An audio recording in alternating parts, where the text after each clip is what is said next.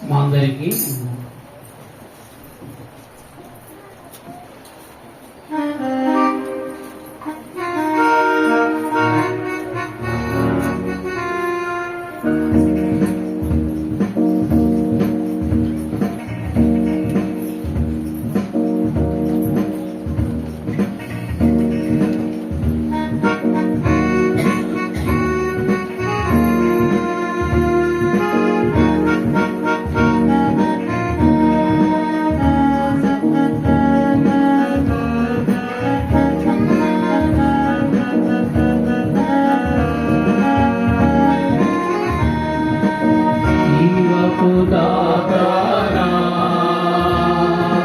హృదయములో దిగిరా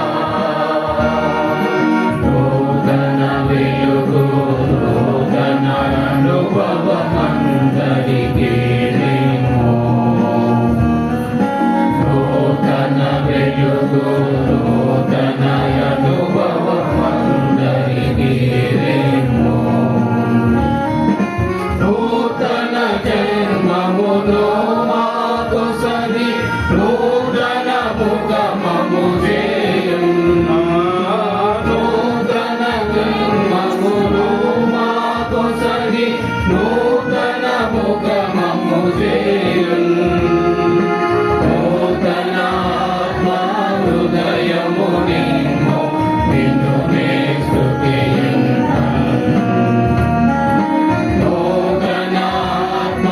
హృదయము నిన్ను నే స్తుతింతును జీవపు దాతా హృదయములో దిగిరా నూతన వెలుగు నూతన అనుభవమందరికీ నూతన వెలుగు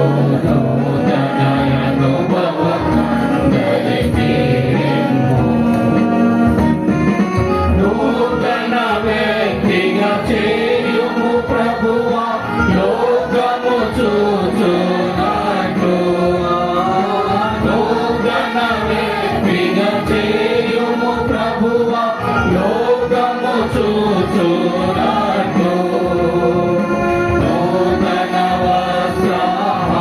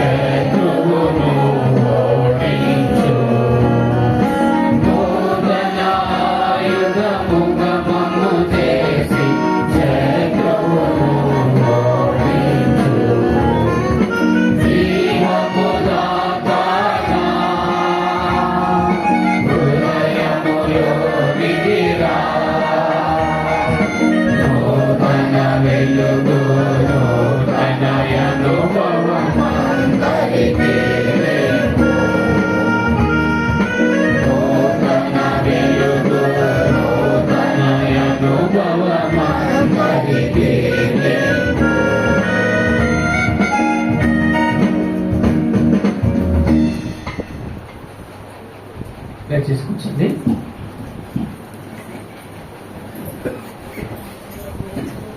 బయట ఉండే వాళ్ళందరూ కూడా లోపలికి రండి. మీ స్థలాల్లో కూర్చొని వాక్యం చేస్తారు.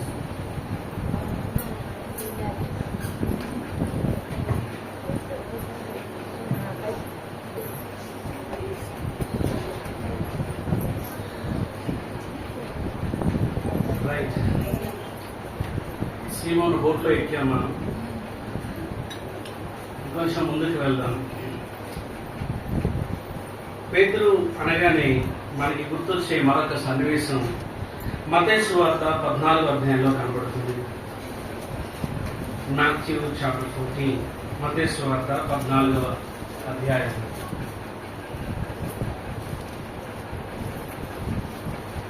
ఇరవై 22వ వచనం నుండి 35వ వచనం వరకు మనం మార్చి చదువుకుందాం. మత్తయి 14:22 నుండి. వెంటనే ఆ జనసమూహములను తాను పంపివేసినంతలో తన శిష్యుడు దోణి ఎక్కి తనకంటే ముందుగా అద్దరికి వెళ్ళవలెనని ఆయన వారిని బలవంతము చేసెను.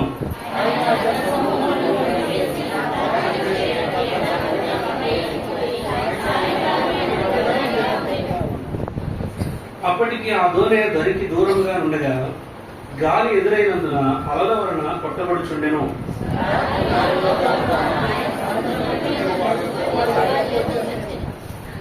ఆయన సముద్రం మీద నడుచుట శిష్యులు చూచి తొందరపడి భూతమని చెప్పుకొని భయము చేత కేకలు వేసిరి.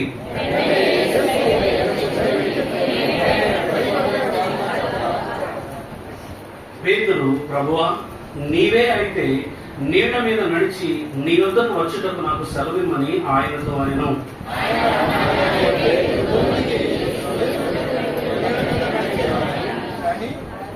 గాలిని చూచి భయపడి మునిగిపోసాగి వెంటనే యేసు చెయ్యి చాపి అతని పట్టుకొని, అల్ప విశ్వాసి, ఎందుకు సందేహపడితివని అతనితో చెప్పెను. అంతటా దూరంలో ఉన్నవారు వచ్చి, నీవు నిజముగా దేవుని కుమారుడు అని చెప్పి ఆయనకు మొక్కిరి. ఈ సందర్భం కూడా మనకు చాలా పరిచయమైనటువంటి సందర్భం. పేతురు యేసుక్రీస్తు ప్రభు నీటి మీద నడిచినటువంటి సన్నివేశం. అయితే 22వ వచనంలో ఒక ఆలోచింపదగిన మాట ఉంది. అదేంటంటే, వాళ్ళు అద్దరికి వెళ్ళాలని ఆయన వారిని బలవంతం చేశాడు. ఈ మాట వాడారు. మరి తెలుగులో బలవంతం చేశారు. ఇది బహుశా ఒకే ఒక సందర్భం. యేసు ప్రభు ఎవరినైనా ఏదైనా చేయమని బలవంతం చేయడం, ఒత్తిడి చేయడం.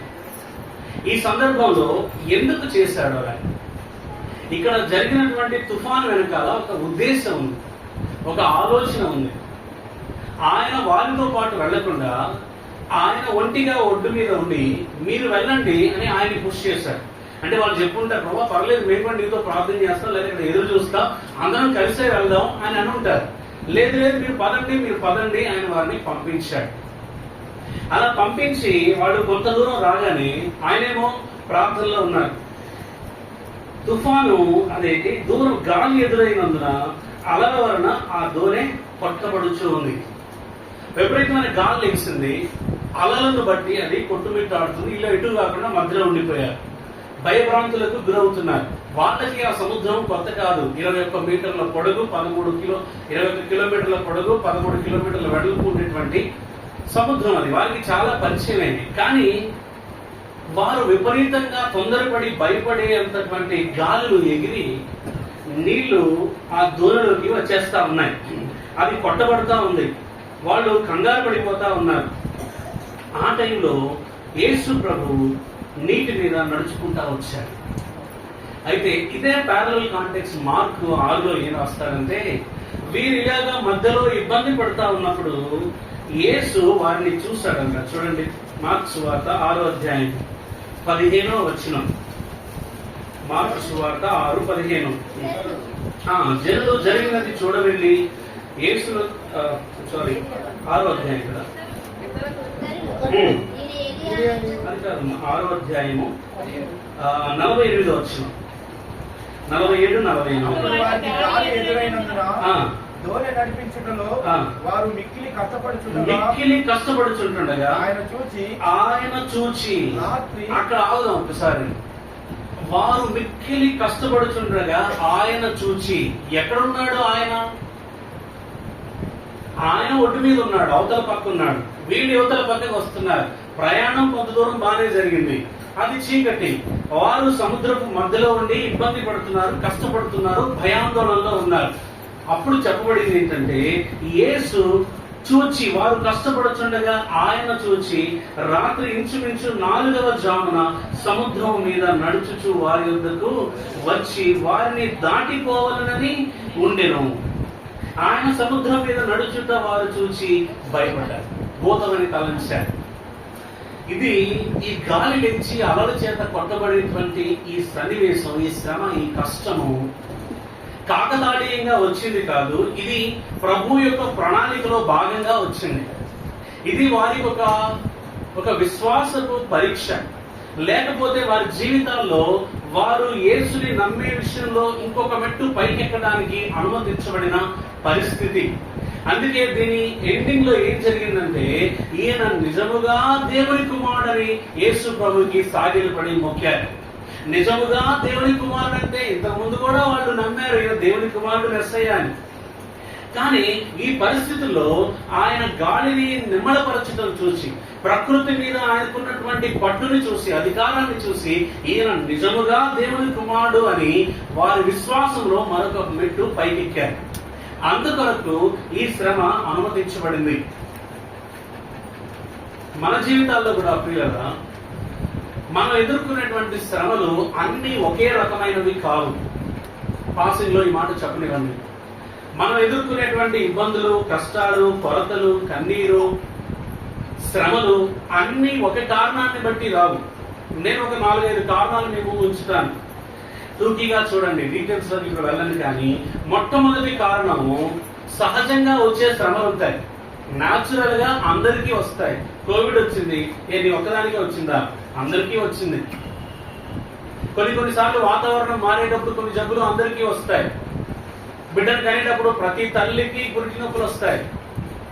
పని చేసేటప్పుడు చెమట అందరికీ కారుతుంది. ఇవి సహజంగా మనుషులందరికీ ఎదురుపడేటువంటి శ్రమలు, న్యాచురల్ గా వస్తాయి. ఇది మొదటి రకం.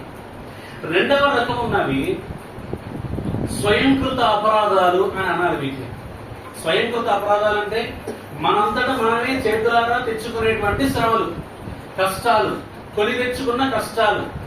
మన యొక్క తొందరపాటు నిర్ణయాల వల్ల, మన యొక్క తొందరపాటు మాట వల్ల, లేకపోతే మన తొందరపాటు ప్రతిస్పందన వల్ల, లేకపోతే అనాలోచనగా వేసేటువంటి అడుగుల ద్వారానో, రకరకాలుగా దేవుని ప్రమేయం లేకుండా మనంతటా మనమే నష్టాలు, కష్టాలు కొని తెచ్చుకుంటాం. ఇదే పేతురు తన పత్రికలో రాస్తూ అంటాడు, మొదటి పత్రికలో, మీలో ఎవడైనా క్రైస్తవుడైనందుకు శ్రమపడినా అట్టివాడు దాన్ని బట్టి అతిశయించాలి, అది హితము.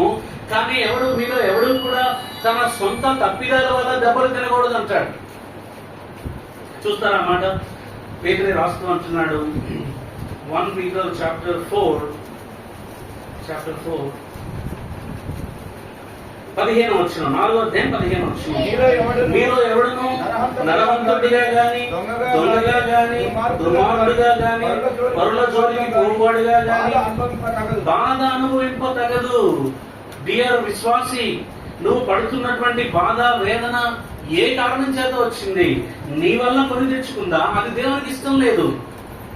పరుల జోలికి పోవడం వల్ల వచ్చిందా? దొంగతనం వల్ల వచ్చిందా? నరహత్య వల్ల వచ్చిందా? అటువంటి బాధను అనుభవింప తగదు అని రాసిన కింద ఏమంటాడంటే, ఎవడైనానో క్రైస్తవుడైనందుకు శ్రమ పడ్డాడా, బాధపడ్డాడా, అది హితము. ఇక్కడ 2 రకాలు పేతురే చెప్పాడు. ఒక బాధ ఏమో స్వీయ తప్పిదాల వల్ల వస్తుందట, రెండవదేమో క్రీస్తుని బట్టి వస్తుందట. సరే, మనం ఇప్పటివరకు 2 మాత్రమే చూసాం. ఒకటి సహజంగా వచ్చేవి, 2 సొంత పొరపాట్ల వల్ల, తప్పిదాల వల్ల వచ్చేటివి. 3వ రకం ఇవి దేవుడు అనుమతించేవి. ఎందుకోసం అనుమతిస్తాడంటే మనల్ని చక్క చేయడానికి, దారి తప్పిన మనల్ని దారిలోకి తేవడానికి, క్రమశిక్షణలో భాగంగా, శిక్షలో భాగంగా దేవుడు అనుమతించే కొన్ని ప్రతికూల పరిస్థితులు, శ్రమలు ఉంటాయి. యేసు ప్రభు చెప్పిన 15వ అధ్యాయం లూకాసు వార్తలో ఉపమానం చెప్తాడే, ఆ చిన్న కుమారుడు స్టోరీలో వాడికి ఎందుకు ఆ కరువు వచ్చిందంటే వాడు తిరిగి కట్టబడటానికి, తండ్రి దగ్గరికి రావడానికి. 4వ రకమైన శ్రమ విశ్వాసులే. వీరు ఏ పాపం చేయలేదు, వీరు దిద్దబడటానికి కాదు, కానీ వీరు విశ్వాసానికి వచ్చిన పరీక్ష అది. వారున్న స్థితిలో నుండి ఉన్నత స్థితిలోనికి రావడానికి దేవుడు అనుమతించినటువంటి ప్రతికూల పరిస్థితులు. It is God allowed situations in order to make our faith renewed, improved. మన విశ్వాసాన్ని పరిణితి చెందించడానికి దేవుడు అనుమతించేటువంటి పరిస్థితి. ఇక చిట్ట చివరిది, క్రైస్తవులుగా మనమే దేవుని బట్టి, దేవుని నామాన్ని బట్టి, దేవుని స్వార్థను బట్టి, దేవుని సత్యాన్ని బట్టి మనమే శ్రమకు ఎదురెళ్తాం. ఒకనొక సందర్భంలో పౌలుతో అంటాడు, అగబు అనే ప్రవక్త వచ్చి, నడికట్టు ఎవరిదైతే ఉందో వారు యెరూషలేములో ఈ వ్యక్తిని బంధించబోతున్నారంటే, నేను దేవుని కొరకే, ప్రభు కొరకే బంధించబడ్డానికి కాదు, చనిపోవడానికి కూడా సిద్ధపడ్డాను అంటే శ్రమకు ఎదురెళ్తున్నాడు. కష్టాన్ని కోరి తెచ్చుకుంటున్నాడు. ఎందుకోసం? దేవుని కోసం. ఈ 5 మనం శ్రమను, కష్టాన్ని, ఇబ్బందిని చూడాలి. అలా చూసినప్పుడు మనం ఎదుర్కొంటున్న పరిస్థితి ఏ జాబితాకి సంబంధించిందని అవగాహన వస్తుంది. ఇక్కడ మనం స్వీయ తప్పిదాల వల్ల, పొరపాట్ల వల్ల దెబ్బలు తిని దేవుడు అనుమతించాడు బ్రదర్ అంటే సరిపోదు. ఇలా చెప్పినప్పుడు ఎక్కువ మంది ఏం ఒప్పుకుంటారో తెలుసా? బ్రదర్ మీరు వెళ్తున్న శ్రమకి కారణం ఏంటి? ఏ గుంపు? 5లో ఏ రకం? సిస్టర్ ఏ రకం అంటే ఎక్కువ మంది చెప్తారు 2వ రకం బ్రదర్, నాకు అర్థమవుతుంది. ఇలానే పిడుగురాళ్ళ అనే ప్రాంతంలో ఒకసారిగా వాకింగ్ చెప్పినప్పుడు ఒక బ్రదర్ని నన్ను మందిరం నుంచి అన్న వాళ్ళ ఇంట్లో డ్రాప్ చేయడానికి పంపించారు. అతను అన్నాడు, అన్న ఈరోజు వాక్యం అంతా నాకే చెప్పినట్టుంది. అవునా బ్రదర్, ఏంటి, ఏ విషయం అని అడిగాను. ఆ శ్రమ ఉన్నాయే, ఆ 2వ రకమైన నాకు వేరే శ్రమ లేదన్నా. ఏంటి బ్రదర్ ఏమైందంటే, తొందరపడి ఏదో వస్తువు కొన్నాడు అతను. తొందరపడి చాలా డబ్బులు పెట్టి దాన్ని కొన్నానన్నా, నెల ఈఎంఐ కట్టాలంటే చుక్కలు కనబడుతున్నాయన్నా అంటున్నాడు.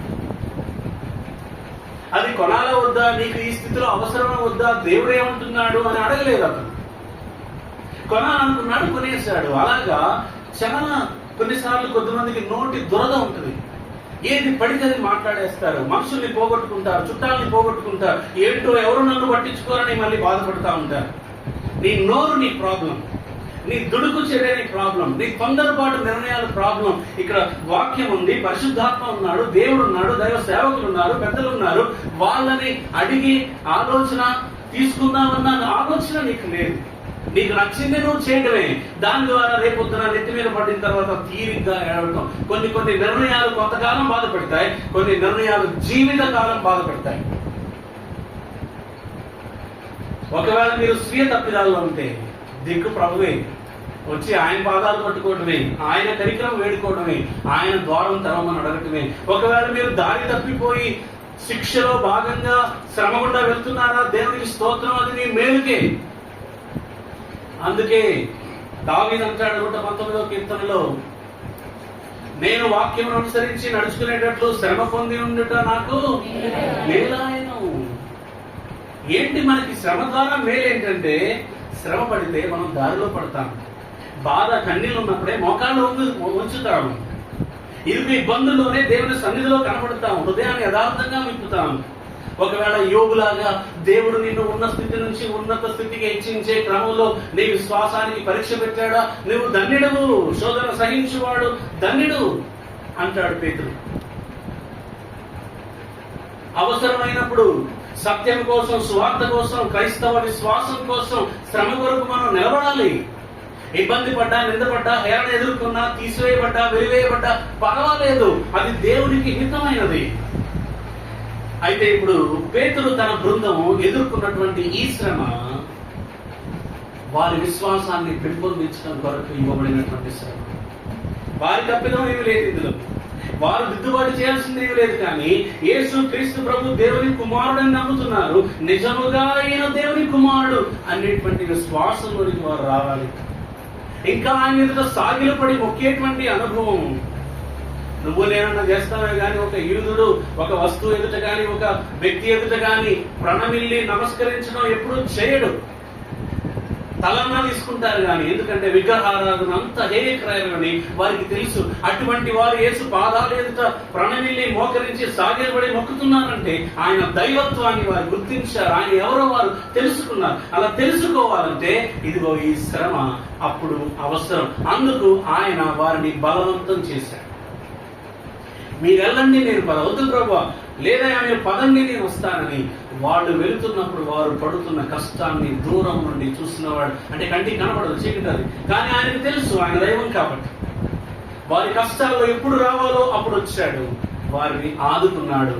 అయితే ఇలా ఆదుకునే క్రమంలో ఒక చక్కటి విషయం జరిగింది పేతురు విషయంలో. ఏమనంటే, పేతురు అలా అందరితో పాటు కేకలేస్తున్నాడు, భయమని బెంబేలెత్తిపోతున్నాడు, దోణి ఊగిపోతుంది, గాలి కదిలిపోతుంది, నీళ్ళు వచ్చి లోపల పడుతున్నాయి, తోడి బయట పోసుకుంటున్నారు. ఇటువంటి పరిస్థితుల్లో ప్రభు భయపడొద్దు, నేనే అన్నాడు. అందరూ ఆలోచన పడ్డారు, నిజమేనా? కానీ పేతురు వెంటనే ప్రభువా ఏమన్నాడు, నీవే అయితే నీళ్ల మీద నడుచుకుంటూ నాకు సెలవిమ్మని ఆయనతో అనేది. కొన్నిసార్లు ఇలా చెప్పగా విన్నాను, పేతురుకి తొందర ఎక్కువ, దొడ్డు ఎక్కువ, కంగారు ఎక్కువ. అలా ఆయన కంగారు వల్లే మనం చాలా విషయాలు నేర్చుకున్నాం. ఆయన అడిగిన అనేక ప్రశ్నలు ప్రభు జవాబు చెప్పడం ద్వారా మనకి వాక్యం అందే. ఇక్కడ కూడా పేతురు తొందరపాటుతో దుడుకుపాటుతో కాదు, పేతురు యొక్క విశ్వాసం చూడండి. బోట్లోనే ఉండడానికి ప్రాణాలు పోతున్నాయంటే, బోటు దిగి నీళ్ల మీద అడుగు పెట్టి నీ దగ్గరికి వస్తాను ప్రభా, నువ్వు ఓకే అంటే ఏం? ఆ మాటల్లో విశ్వాసం ఏం కనపడుతుంది? ప్రభువా, నువ్వు ఒక మాట సెలవిస్తే నువ్వు నడవడమే కాదు, నేను కూడా నడవగలను నీటి మీద, నేను కూడా నిలబడగలను. గ్రావిటీని ఓవర్కమ్ చేసి, భూమి ఆకర్షణ శక్తిని అతీతంగా ఉండి నేను కూడా నీటి మీద నడవగలను ప్రభువా, నువ్వు ఆజ్ఞాపించు అంటే ప్రభు యొక్క స్పందన ఎలా ఉంటుంది మీరు ఆలోచించండి. ఇక్కడ ఉన్నారా మీరు? యేసు ప్రభు యొక్క స్పందన, ఒకవేళ మీరు ఆ సన్నివేశం ఉంటే యేసు ప్రభు ముఖాన్ని చూస్తే ఎలాంటి ఎక్స్ప్రెషన్ ఉంటుంది ఆయన ముఖం మీద? ఈ ఒకడు తగలటారు, ఎప్పుడు తలనొప్పి, ఎంత తొందరపాటు అని అనుకుని ఉంటాడా? ఏం విశ్వాసం పేతురు, వచ్చేయి రా అన్నటువంటి హావభావం ఉంటుంది ఆయన ముఖంలో. మీకేం అర్థమవుతుంది? నేనైతే రెండోది అనుకుంటున్నాను. మీకు కూడా అనిపించాలంటే సువార్తలు బాగా చదవాలి. అసలు నేను మాట చెప్తే అతను నడవగలడు అని నమ్ముతున్నాడు, నా మాటకు అంత విలువ ఉందని విశ్వాసం ఉంచుతున్నాడు అని పొంగిపోయి వెంటనే పేతురు రా అని పిలిచాడు. ఇప్పుడు పేతురు ఏం చేశాడు తెలుసా? ఆ మాటలు చాలా సులభంగా రాయబడ్డాయి, కానీ అసలు ఆ సన్నివేశం ఊహించాను. భయంకరమైన గాలితో ఎదురుపడే నీళ్లు, ధోనిలో నీళ్లు, ఇదేమో పైకి కిందికి అవుతుంది. ఇప్పుడు పేతురు పైకెక్కి ఆ ఓడలో నుంచి కాలు బయట పెడుతున్నాడు. ఈ మిగతా 11 మంది ఉన్నారు, ఏమనుకోని ఉండొచ్చు ఆ మొదటి స్పందనలో? ఏమనుకోని ఉంటారు? ఆంధ్రే అనయా ఎందుకురా అయ్యా నీకు ఎందుకు వచ్చింది తలనొప్పి? ఒకసారి ఆలోచించుకో. ఇంకా లోపల రకరకాలుగా అనుకోని ఉంటారు. ఎందుకు? వాళ్ళు ఎవ్వరు ధైర్యం చేయలేదు, వారెవ్వరూ అటువంటి విశ్వాసకు తెగింపుకి రాలేదు. పేతురు బోట్లోంచి కింద పెట్టాడు, తన కాలు మునిగిపోవట్లేదు, అతను నడుచుకుంటా వెళ్ళాడు. ఆల్మోస్ట్ యేసు ప్రభు దగ్గరికి వెళ్ళాడు. దగ్గరికి వెళ్ళిన తర్వాత ఒక్కసారి గుర్తొచ్చింది, నేను నేతి మీద నడిచానా, ఇంత దూరం వచ్చానా అని ఇలా పక్కకి చూడగానే బోరున గాలి పడుతుంది. అప్పుడు భయం వచ్చింది, ఇంత గాలిలోనా అని అనుకోని మునిగిపోవడం. అప్పుడు ఏం చేశాడు పేతురు? వెంటనే ఏదొచ్చా రాదా పేతురికి? బయలుదే ఏదొచ్చా రాదా? అతను పుట్టినప్పటి నుంచి సముద్రంలోనే జీవితం. మెల్లిగా ఈత కొట్టుకుంటూ బోటు దగ్గరికి వెళ్ళలేదు. ఏమన్నాడు? ప్రభువా నన్ను రక్షించని కేక వేసి చేయించాడు. ప్రభు ఏం చేశాడు? ఫెయిల్ అయిపోయావయ్యా పీటరు, ఓడిపోయావు, అసలు ఎందుకు అనుమానించావు, అసలు ఏందా నీ పరిస్థితి, ఇంతగా చేసినా కూడా ఇప్పుడు దాకా బాగానే వచ్చాయి, ఒక్క అడుగు వేయలేకపోయాని పాసిబిలిటీ లేదు. ప్రభు ఏం చేశాడు? వెంటనే చేయి చాపి పైకి లేవనెత్తి మళ్ళా నీటిని నిల్చోబెట్టి అప్పుడు అన్నాడు, అల్ప విశ్వాసి, ఇప్పుడు దాకా బాగానే వచ్చావు కదా, చివరిలో ఎందుకు సందేహపడ్డావు? పేతురు సందేహం ఏంటి చెప్పండి? పేతురు యొక్క సందేహం ఏంటి? లేకపోతే పేతురు యొక్క విశ్వాసం అల్పం అయింది అన్నాడు కదా, ఏంటి అల్ప విశ్వాసం అంటే? ప్రభు యొక్క మాట మీద సందేహపడ్డాడు. నువ్వు నడవగలవు రా అని చెప్పాడు, కానీ చివరిలో నడవలేనేమో, దేవుని మాటలో శక్తి సన్నగిల్లిందేమో అన్నటువంటి అనుమానానికి వచ్చాడు. కాబట్టి మునిగిపోయాడు. ఆ సందర్భాన్ని అల్ప విశ్వాసి ఎందుకు సందేహపడ్డావు అని చెప్పి, తర్వాత ఏముంది బైబిల్లో అని చెప్పి, ఈ మాట ఎంత సింపుల్ గా ఉందో. వారు ధోని ఎక్కారు, కానీ అక్కడ యాక్చువల్లీ ఏమైంది? బోట్ ఇక్కడ ఉంది, పేతురు యేసు ప్రభు అక్కడ ఉన్నారు, పూర్ణ గాలి, బోట్ ఊగిపోతుంది. వాళ్ళిద్దరూ అలా నడుచుకుంటా వస్తున్నారు. ఎవరెవరు? యేసు ప్రభు, పేతురు. అసలు ఊహించండి ఆ సన్నివేశం. ఈ మిగతా 11 మంది అందుకుంటారు, నేను అడిగినా బాగుండేది, నేను వెళ్ళినా బాగుండేది, నేను కూడా నడుచుండేవాడిని. ఆ తర్వాత కూడా ఎవరు అడగలేదు. వారిద్దరూ అలా నడుచుకుంటా బోట్లో అడుగు పెట్టారు. బోట్లో అడుగు పెట్టిన తర్వాత యేసు గాలి నిమ్మలమైంది. వారందరూ ప్రభువుని మొక్కారు. పిల్లరా, పేతురు యొక్క గొప్ప విశ్వాసం ఇక్కడ కనపడుతుంది. ప్రతికూల పరిస్థితుల్లో ప్రభు యొక్క మాట మీద అచంచలమైన విశ్వాసము పేతురు మనకి చూపిస్తా ఉన్నాడు. మన జీవితాల్లో పాఠం ఏంటంటే, మనల్ని కూడా కొన్నిసార్లు దేవుడు బలవంతం చేస్తాడు, కొన్ని పరిస్థితుల్లోనికి నెడతాడు. ఆయన వదిలిపెట్టినట్టు అనిపిస్తుంది. ఎందుకు వచ్చింది ఈ కష్టం అని అర్థం కాదు. ఎందుకు ఈ నింద, ఎందుకు నాకు ఈ అవమానం, ఎందుకు ఈ లోటు, ఎందుకు ఈ ప్రార్థనకు జవాబు రావట్లేదు, ఎందుకు నన్ను ప్రజలు అపార్థం చేసుకుంటున్నారు. రకరకాల పరిస్థితులు ఆయా విశ్వాసులను ప్రభువు కొన్నిసార్లు బలవంతంగా నెడతాడు. ఎందుకు నెడతాడంటే, నువ్వంటే కోపం అని కాదు, నువ్వేదో తప్పు చేశానని కాదు, కానీ నీ విశ్వాసాన్ని మెరుగుపరచడానికి, నువ్వు ఆయన్ని ఎంత నమ్ముతున్నావో చూడటానికి, అది నీకు తెలిసేటట్టు చేయడానికి. ఇక్కడ కొన్నిసార్లు ఒడ్డు మీద మనం అన్ని బాగా చెప్పొచ్చు, నా దేవుడు గొప్పవాడు, అసాధ్యుడు, ఆయనకు అసాధ్యమైనది ఏది లేదు, ఆయన ఏదైనా చేయగలిగిన సమర్థుడు, ఎన్నైనా ఒడ్డు మీద చెప్పొచ్చు. కానీ నీటిలో కదా చెప్పాలి పేతురులాగా. అలాగా నువ్వు నీటిలో కూడా చెప్పాలి. పరీక్షలో నిలబడాలంటే పరీక్ష గుండా వెళ్ళాలి. కాబట్టి ప్రియమైన సోదరుడా, ఒకవేళ ప్రభువే నిన్ను శ్రమలోకి నెట్టుకుంటే కంగారు పడవద్దు, భీతి చెందవద్దు, దేవుడు వదిలేశాడని నిరాశ చెందవద్దు. ప్రభు ఒడ్డు మీద ఉన్న వారి కష్టాన్ని చూస్తానే ఉన్నాడు, నిన్ను చూస్తున్నాడు. ఆయన నిన్ను విడిచిపెట్టాడు. ఏ టైంకి రావాలో ఆ టైంకి వస్తాడు, ఏ సమయానికి ఆదుకోవాలో ఆ సమయానికి వస్తాడు. అలా ఆయన చేత ఆదుకొనబడినప్పుడు నీ విశ్వాసం అంచెలంచెలుగా పెరుగుతుంది, నీ విశ్వాసం రెట్టింపు అవుతుంది. మరి గొప్ప పరీక్షకు నువ్వు రెడీ అవుతావు. చాలా మంది విశ్వాసులు చిన్న పరీక్ష రాగానే చేతులు ఎత్తేస్తారు. ఆ కారణం చేత వారి విశ్వాసంలో పరిణితి చెందలేదు. విశ్వాసంలో మనం ఎదగలేనప్పుడు వేరే వాళ్ళకి మనం దీవెనకరంగా ఉండలేము. ప్రభు మాటలు గట్టిగా పట్టుకోవాలి. ప్రభు ఒక మాట చెప్పాడు, ఒక వాగ్దానం ఇచ్చాడంటే ఆయన మాట తప్పడు అని గట్టిగా పట్టుకున్న వారి జీవితాల్లో దేవుడు అద్భుతాలు చేస్తాడు.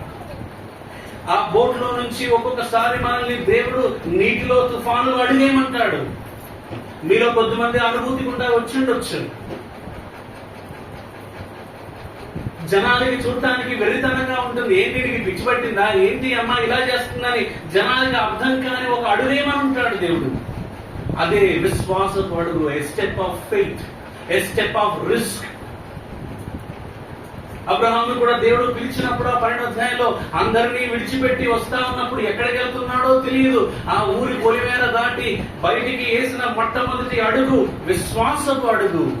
దేవుడు పిలిచాడు, దేవుడు దీవిస్తా అన్నాడు, దేవుడు చూసుకుంటాడు. ఎవరు అడిగినా ఒకటే మాట, దేవుడు రమ్మన్నాడు అందుకే వచ్చాను. రుజువులు ఏది చూపించు, బ్లూ ప్రింట్ ఏది చూపించు, రోడ్ మ్యాప్ ఏది చూపించంటే లేదు. అబ్రహాము దగ్గర ఒకటే ఉంది, విశ్వాసము. నీ జీవితంలో, నా జీవితంలో మనం విశ్వాసమూలముగా బ్రతకాలన్నది దేవుని చిత్తం. నువ్వు దేవుని మాటను పట్టుకొని బ్రతకాలి. జనాలు ఎవరికి అర్థం కాకపోయినా, అయోమయంగా ఉన్నా, ప్రశ్నలు ఎదురవుతున్నా, దేవుని మాటను పట్టుకొని నువ్వు నిలబడతావు చూడు, అక్కడ గొప్ప విజయాన్ని చూస్తా. నీటి మీద నడిచేటువంటి అనుభూతులు, అనుభవాలు అప్పుడే వస్తాయి. అందుకే క్రైస్తవుడు పరీక్షకు భయపడకూడదు. పరీక్ష తర్వాత ఫలితం ఉంటుంది, ఉత్తీర్ణత ఉంటుంది. పిల్లలు ఎగ్జామ్స్ రాస్తున్నప్పుడు ఇబ్బందిగానే ఉంటుంది. రాసిన తర్వాత రిజల్ట్ చూసినప్పుడు కదా గంతులేసేది, అప్పుడు కదా తర్వాత తరగతికి వెళ్ళేది. ప్రియ విశ్వాసి, దేవుడు ఒకవేళ నిన్ను అట్టి పరీక్ష గుండా తీసుకుని వెళ్తుంటే కంగారు పడుతూ దేవుని మాటలు పట్టుకో, గట్టిగా నిలబడు. ఆయన విడిచిపెట్టేవాడు కాదు, ఆయన చూస్తూ ఉంటాడు. నువ్వు శ్రమ గుండా వెళ్తున్నప్పుడే ఆయన ఆత్మ నీ మీద నిలుచుంటుంది అంటాడు పేతురు. Take courage. అటువంటి విశ్వాసం అడుగేయమంటే వేయండి ప్రభు కొరకు, నిలబడండి ప్రభు కొరకు, పట్టుకోండి ఆయన వాగ్దానాలను. దేవుడు ఒక రోజున నెరవేర్పు చూపించినప్పుడు ఆ మాటలు వదిలేసిన జనాలే దేవుని మహిమపరుస్తారు. నిన్ను తక్కువ చేసిన జనాలే నిన్ను గనపరుస్తారు. కానీ పరీక్ష గుండా వెళ్ళాలి. యోగు కూడా పరీక్ష గుండా వెళ్తా ఉన్నప్పుడు నానా మాటలు అన్నారు. ఒక 4 స్నేహితులు వచ్చారు. ఏంటో తెలుసా వాళ్ళు ఎందుకు వచ్చారో? ఇతన్ని ఆదరించడానికి, కృంగిపోయాడు లేవనెత్తడానికి. వారు వచ్చి మొదట్లో బాధపడ్డారు. కానీ వాళ్ళంతా ఒకటే ఆర్గ్యుమెంట్ ఏంటంటే, యోగు నువ్వు ఏదో తప్పు చేశాను, పాపం చేశాను, అందుకే ఇది వచ్చింది. యోగేమో నా జీవితం నీకు తెలుసు కదా, నేను ఎవరికి అన్యాయం చేయలేదు, నేను కన్యకను కూడా చూడకుండా నేను నిబంధన చేసుకున్నాను అని తను డిఫెండ్ చేసుకుంటా ఉన్నప్పుడు వీళ్ళకి ఇంకా కోపం వచ్చి రకరకాల మాటలు. అసలు నీ కొడుకులు ఎందుకు చచ్చిపోయారు తెలుసా? ఏదో పాపం చేసుకుంటారు, అందుకే చచ్చిపోయి ఉంటారు. ఎంత తొందరపాటు మాటలండి, ఎంత తొందరపాటు మాటలు, రకరకాల మాటలు అన్నారు. ఇక చివరికి వచ్చేసింది. యోగు మాట్లాడాడు, స్నేహితులు మాట్లాడాడు, ఈ డిస్కషన్ అంతా, డైలాగ్ అంతా అయిపోయింది. ఇప్పుడు అందరూ మౌనంగా ఉన్నారు. దేవుడు మాట్లాడాడు. యోగుడు చెప్పాల్సింది యోగుడు చెప్పాడు. ఇప్పుడు యోగు స్నేహితులతో అంటున్నాడు, అరే బాబు, నా సేవకుడైన యోగు పలికినట్టు మీరు నన్ను గురించి యుక్తముగా పలకలేదు. మీరు పెద్ద పెద్ద ప్రసంగాలు చేశారు, కానీ అది సరైనవి కాదు. వారిని గద్దించాడు, చెప్పాడు, మీరు యోగు దగ్గరికి వెళ్ళి ప్రార్థన చేయించుకోండి, అప్పుడే నేను మిమ్మల్ని క్షమిస్తా, లేకపోతే నా కోపం మీ మీద ఉంది. వాళ్ళు తగ్గించుకుని యోగు దగ్గరికి వస్తే యోగు వారి గురించి వేడుకున్నప్పుడు వారిని క్షమిస్తాడు. యోగుని 200గా దేవుడు దీవిస్తాడు. వాళ్ళు మాట్లాడుతూనే ఒట్టివే అని తేలిపోయాయి. ప్రియులారా, జనాలు కూడా మనల్ని అప్పుడప్పుడు మాటలతో వేధిస్తారు. వారి స్థితి అంతే. వీరిలో విశ్వాసులు కూడా ఉంటారు. ఓపిక పట్టు, దేవుణ్ణి మాట్లాడనివ్వు. Let God speak on behalf of you. నీ తరపున దేవుణ్ణి నోరు తెరనివ్వు. వారు నోరు మూస్తారు. అలాగే విశ్వాసులుగా ఎవరన్నా కష్ట పరిస్థితుల్లో వెళ్తుంటే, నిందగుండా వెళ్తుంటే, కీడుగుండా వెళ్తుంటే తొందరపడి తీర్పులు తీర్చకండి, తొందరపడి డెసిషన్లు చెప్పేమాకండి, తొందరపడి మాటలు వదిలేయకండి, తొందరపడి ఒపీనియన్స్, అభిప్రాయాలు చెప్పకండి. మీ అభిప్రాయం తప్పు కావచ్చు, దేవుని ఆలోచన వేరే కావచ్చు. రేపొద్దున నువ్వు తప్పు, అతనే కరెక్ట్, ఆమె కరెక్ట్ అని దేవుడు తేల్చిన రోజు నువ్వు తల ఎక్కడ పట్టుకుంటావు? నువ్వు ముఖం ఎలా దాచుకుంటావు? అందుకే సహనం పట్టండి. మన జబ్బు ఏంటో తెలుసా? మనకేదన్నా వేరే వాళ్ళకి కష్టం వచ్చింది అనుకోండి, దేవుడు చూస్తూ ఊరుకుంటాడా? నిప్పులేందే పొగరాదుగా. ఇవి మన మాటలు. మనకేదన్నా వచ్చింది అనుకోండి, దేవుడు అనుమతించాడు కదా, దేవుడు అనుమతించాడు అంటే నీకైతేనేమో దేవుడు అనుమతించిందా, వేరే వాళ్ళకైతేనేమో దేవుడి పనిష్మెంటా? ఈ తొందరపాటే. మత్తయి 7 మొదటి అధ్యాయంలో మొదటి వచనంలో తీర్పు తీర్చకండి, మీరు తీర్చిన తీర్పు కలదే మీకు తీర్చబడుతుంది. అదొక ఊరు. అక్కడ ఒక 2 వృద్ధ దంపతులు ఉన్నారు. అతని పేరు జకర్యా, ఆమె వృద్ధురాలి పేరు ఎలిజబెత్. 4 అంటున్నారు ఈమె గొంటరాలు, దేవుని శాపం, దేవుని సేవ చేస్తున్నారు కానీ పిల్లలే లేరు, దేవుని శాపం వీళ్ళ మీద ఉందని 4 మాటలు అని వీళ్ళు రాటి తేలిపోయారు. ఒక రోజున దేవుడు గర్భఫలం ఇచ్చి ఒక కుమారుని ఇచ్చాడు. ఎటువంటి వాడిని ఇచ్చాడంటే, స్త్రీలు కనిన వారిలో మిక్కిలి గొప్పవాడిని దేవుడు ఇచ్చాడు. ఎందుకు అంత ఆలస్యమైంది? శాపం కాదు, వాళ్ళిద్దరి పట్ల దేవుని ప్రణాళిక వేరే ఉందండి. యోహాను పుట్టాల్సిన టైం ఒకటి ఉంది. యేసు ప్రభు ఈ భూమి మీదకి దిగి రావడానికి 6 నెలల ముందు యోహాను పుట్టాలి. అప్పటి వరకు ఈ వృద్ధ దంపతులు ఎదురు చూస్తూ ఉండాలి. వారి జీవితాల్లో ఈ ఆశీర్వాదం లేకపోయినా దేవుని సేవను విడిచిపెట్టలేదు, దేవుని ధర్మశాస్త్రాన్ని విడిచిపెట్టలేదు, నిందారహితులుగా ఉన్నారు. ఇప్పుడు ఆమె గర్భం ధరించింది, కుమారుడిని కనింది. అందరూ సంతోషంగా ఉన్నారు. మొన్నటిదాకా అమలక్కలు నోరు పారేసుకున్న అందరూ అక్కడ కూడా ఉంటారు. ఏం వాళ్ళ ముఖం ఎలా ఉంటారు? అనవసరంగా మాట్లాడు. సిస్టర్ సారీ అండి, బ్రదర్ సారీ అండి. మనసులో అయితే ఆ మాత్రం సారీ చెప్తారు. అది కూడా లేదనుకున్నాడు కనపడు. తొందరపడద్దు. మేరీని పట్టుకొని ఎవరి వల్ల గర్భం ధరించిందో అని చాలా మంది నోరులు పారేస్తుంటారట, చరిత్ర చెప్తుంది. కానీ ఆమెకు తెలుసు, దేవునికి తెలుసు, ఆ ఏ కారణం చేత, ఏ ఉద్దేశం చేత ఆమె గర్భవతి అయినా నోరు పారేసుకుంటే ఏమవుతుంది? తొందరపడవద్దు. శ్రమ గుండా వెళుతున్న వారిని ఆదరించండి. తీర్పు కంటే ముందు భుజం తట్టండి, ఆదరించండి. ఒకవేళ నిజంగా వారు తప్పు తెలుసుకుంటే నిదానంగా చెప్పండి, నిదానంగా చెప్పండి, నొప్పిలో కాదు. ఇంగ్లీష్ లో ఒక సామెత ఉంది, do not sow a seed when there is a storm అని. తుఫానులో ఉన్నప్పుడు మొక్కలు అది విత్తనాలు నాటొద్దు, నిలబడవు, కొట్టుకొని పోతాయి. వర్షం తగ్గాక, తుఫాను తగ్గాక నిదానంలో చెప్పాలి. ఎప్పుడైనా దిద్దుబాటు ప్రశాంతతలో జరగాలి. పెద్ద స్వరంతో గట్టిగా చెప్తే అవి బయటికే వెళ్ళిపోతాయి. పక్కన కూర్చోబెట్టుకొని నిదానంగా చెప్తే వింటారు ప్రజలు. ఈ సన్నివేశంలో పేతురు విశ్వాసపు అడుగు వేశాడు. యేసు మాటను గట్టిగా పట్టుకున్నాడు. ఆ రోజున యేసు నీటి మీద నడవటం గొప్ప కాదు, ఆయన నడవగలడు, ఎక్కడైనా గాల్లో కూడా నడవగలడు. కానీ పేతురు నీటి మీద నడవటం గొప్ప సంగతి. గొప్ప సాక్ష్యాలు గొప్ప పరీక్షల నుంచే కొడతాయి. గొప్ప కథలు గొప్ప అనుభవం నుంచి వస్తాయి.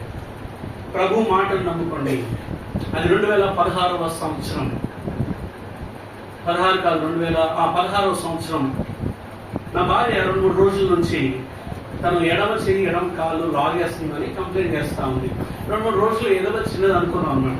ఒకరోజు గురువారం వీకెండ్, అక్కడ శుక్రవారం సెలవు, అందరం కూర్చున్నాం కువైట్లో ఉన్నప్పట్లో. తన మొక్క కవళికలు మారిపోయి నాకు అర్థమైంది సంథింగ్ రాంగ్ అని. వెంటనే హాస్పిటల్కి బయలుదేరాను, తీసుకొని వెళ్ళాను. విమెన్ ఎమర్జెన్సీ దాంట్లో తీసుకొని క్రిటికల్ టెస్ట్లు అన్ని చేస్తా ఉంటే తన ఉన్నటువంటి తన పల్స్ అమాంతం పెరుగుతుంది, డౌన్ అయిపోతుంది, బీపీ హై అవుతుంది, లో అవుతుంది. అక్కడ పరిస్థితులు బట్టి తను ప్యానిక్ అయిపోతుంది. నేనేమో తన పక్కన ఉండడానికి లేదు, ఎందుకంటే ఆ వార్డులోకి నన్ను రాను. ఇలా ఉంటే రకరకాల టెస్టులు చేయమని వాళ్ళు సజెస్ట్ చేస్తా. అన్ని ఫ్రీ అక్కడ, ఎందుకంటే సంవత్సరానికి ఒకసారి ముందే కట్టించుకుంటారు. అన్ని టెస్టులు చేస్తారు. ముందు గుండెకి సంబంధించి అన్ని చేసి ఏం ప్రాబ్లం లేదన్నారు. తర్వాత కొంచెం క్లోజ్గా చేస్తే తన అవయవంలో చేయగలిగినంత చేశారు. అలా చేసే క్రమంలో ఒకసారి ఎక్స్రే తీయాలన్నారు. ఎక్స్రే తీసేటప్పుడు అక్కడ ఉన్నటువంటి టెక్నీషియన్స్ అడిగారు ఏంటంటే, ఈమె ఏమన్నా గర్భిణీయా అని అడిగారు, ప్రెగ్నెంటా అని అడిగారు. లేదండి అన్నాను. ఏమన్నా ఎక్స్పెక్ట్ చేస్తున్నారా మీరు అని అడిగారు. ఏమండి వేర్ ఓపెన్, ఎక్స్పెక్ట్ చేస్తున్నాం అని చెప్పాను. అయితే ఎక్స్రే ఆపేసి ముందు మెడికల్ అది ప్రెగ్నెన్సీ టెస్ట్ చేశారు. ఇదంతా నేను లేని, ఇంటి దగ్గర పాప ఉంది, పాప దగ్గర ఉన్నాను. నాకు ఫోన్ వచ్చింది. ఏం చెప్పారంటే ప్రెగ్నెన్సీ టెస్ట్ వచ్చింది, పాజిటివ్ అని వచ్చింది. అంటే ఆ సమయానికి ఆమె గర్భిణి. అయినా కూడా నొప్పి పల్సు ఏమి తగ్గట్లేదు కాబట్టి ఎక్స్రే 2 షీట్లు వేసి ఎక్స్రే తీశారు. ఎందుకు భయం అంటే ఎక్స్రేలో మనకి గర్భంలో ఫీటస్కి వెళ్తే అది అబౌట్ అయిపోతుంది. ఇదంతా కాదని చివరికి ఒక కంక్లూజన్కి ఇంకొక టెస్ట్ చేయాలన్నారు. అది లంగ్స్ లో సిటీ యాంజియో, తన నరాల్లో ఒక డై పంపించి అది పంపించడం ద్వారా బాడీ అంతా స్కాన్ చేస్తే బ్లాకేజ్ ఎక్కడ ఉందో తెలుస్తుంది. దాని ఇద్దరికి మమ్మల్ని పిలిచి హై రిస్క్ కన్సెంట్ అని, ఏమైనా అయితే అది మా బాధ్యత, సంతకాలు పెట్టమని చెప్పారు. ఎందుకు రిస్క్ అంటే ఈ పరీక్ష గుండా వెళ్ళినప్పుడు కడుపులో బిడ్డ గర్భస్రావం అవ్వచ్చు. అందుకని సరే ఇద్దరం బాధపడ్డాం, ఏడ్చుకున్నాం.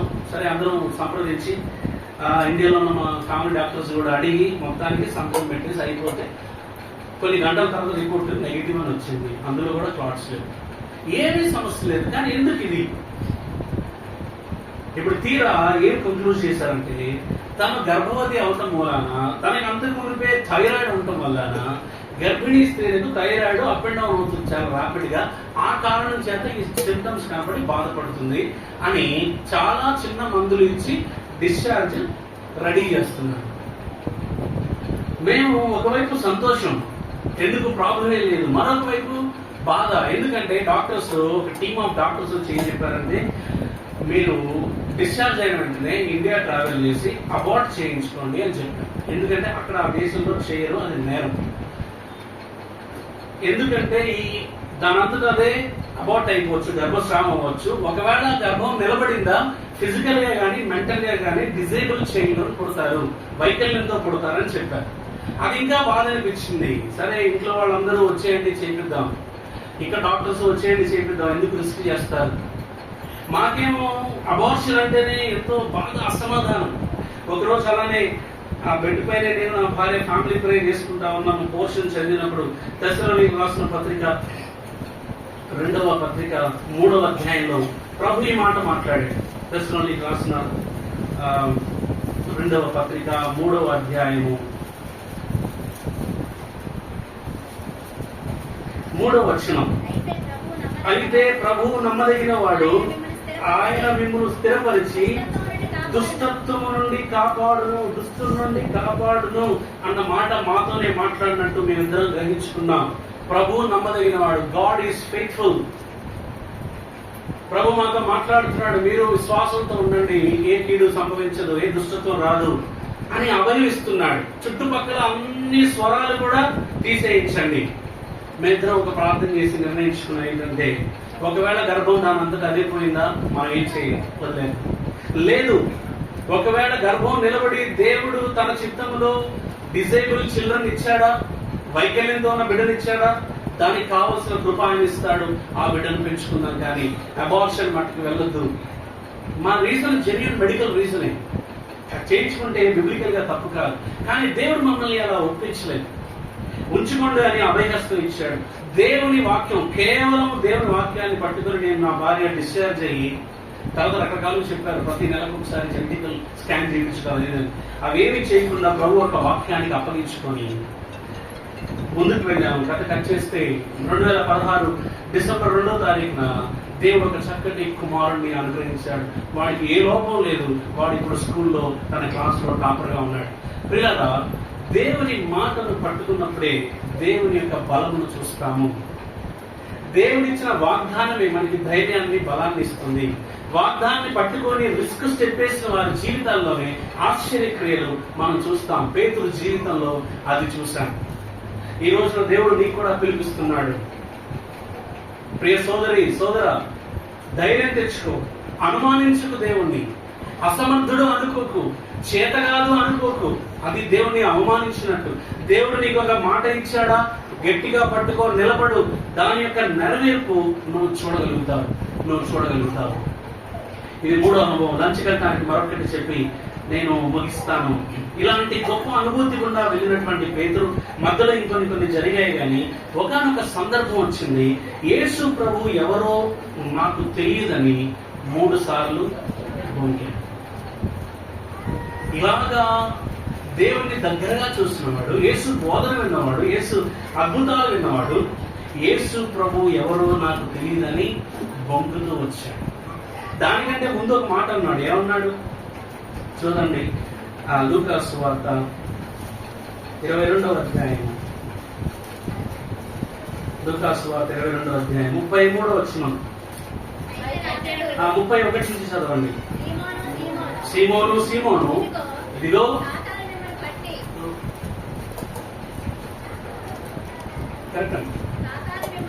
సాతాను మిమ్మల్ని పట్టుకొని గోధుమల వలె జల్లించుటకు మిమ్మల్ని కోరుకున్నాడు. కానీ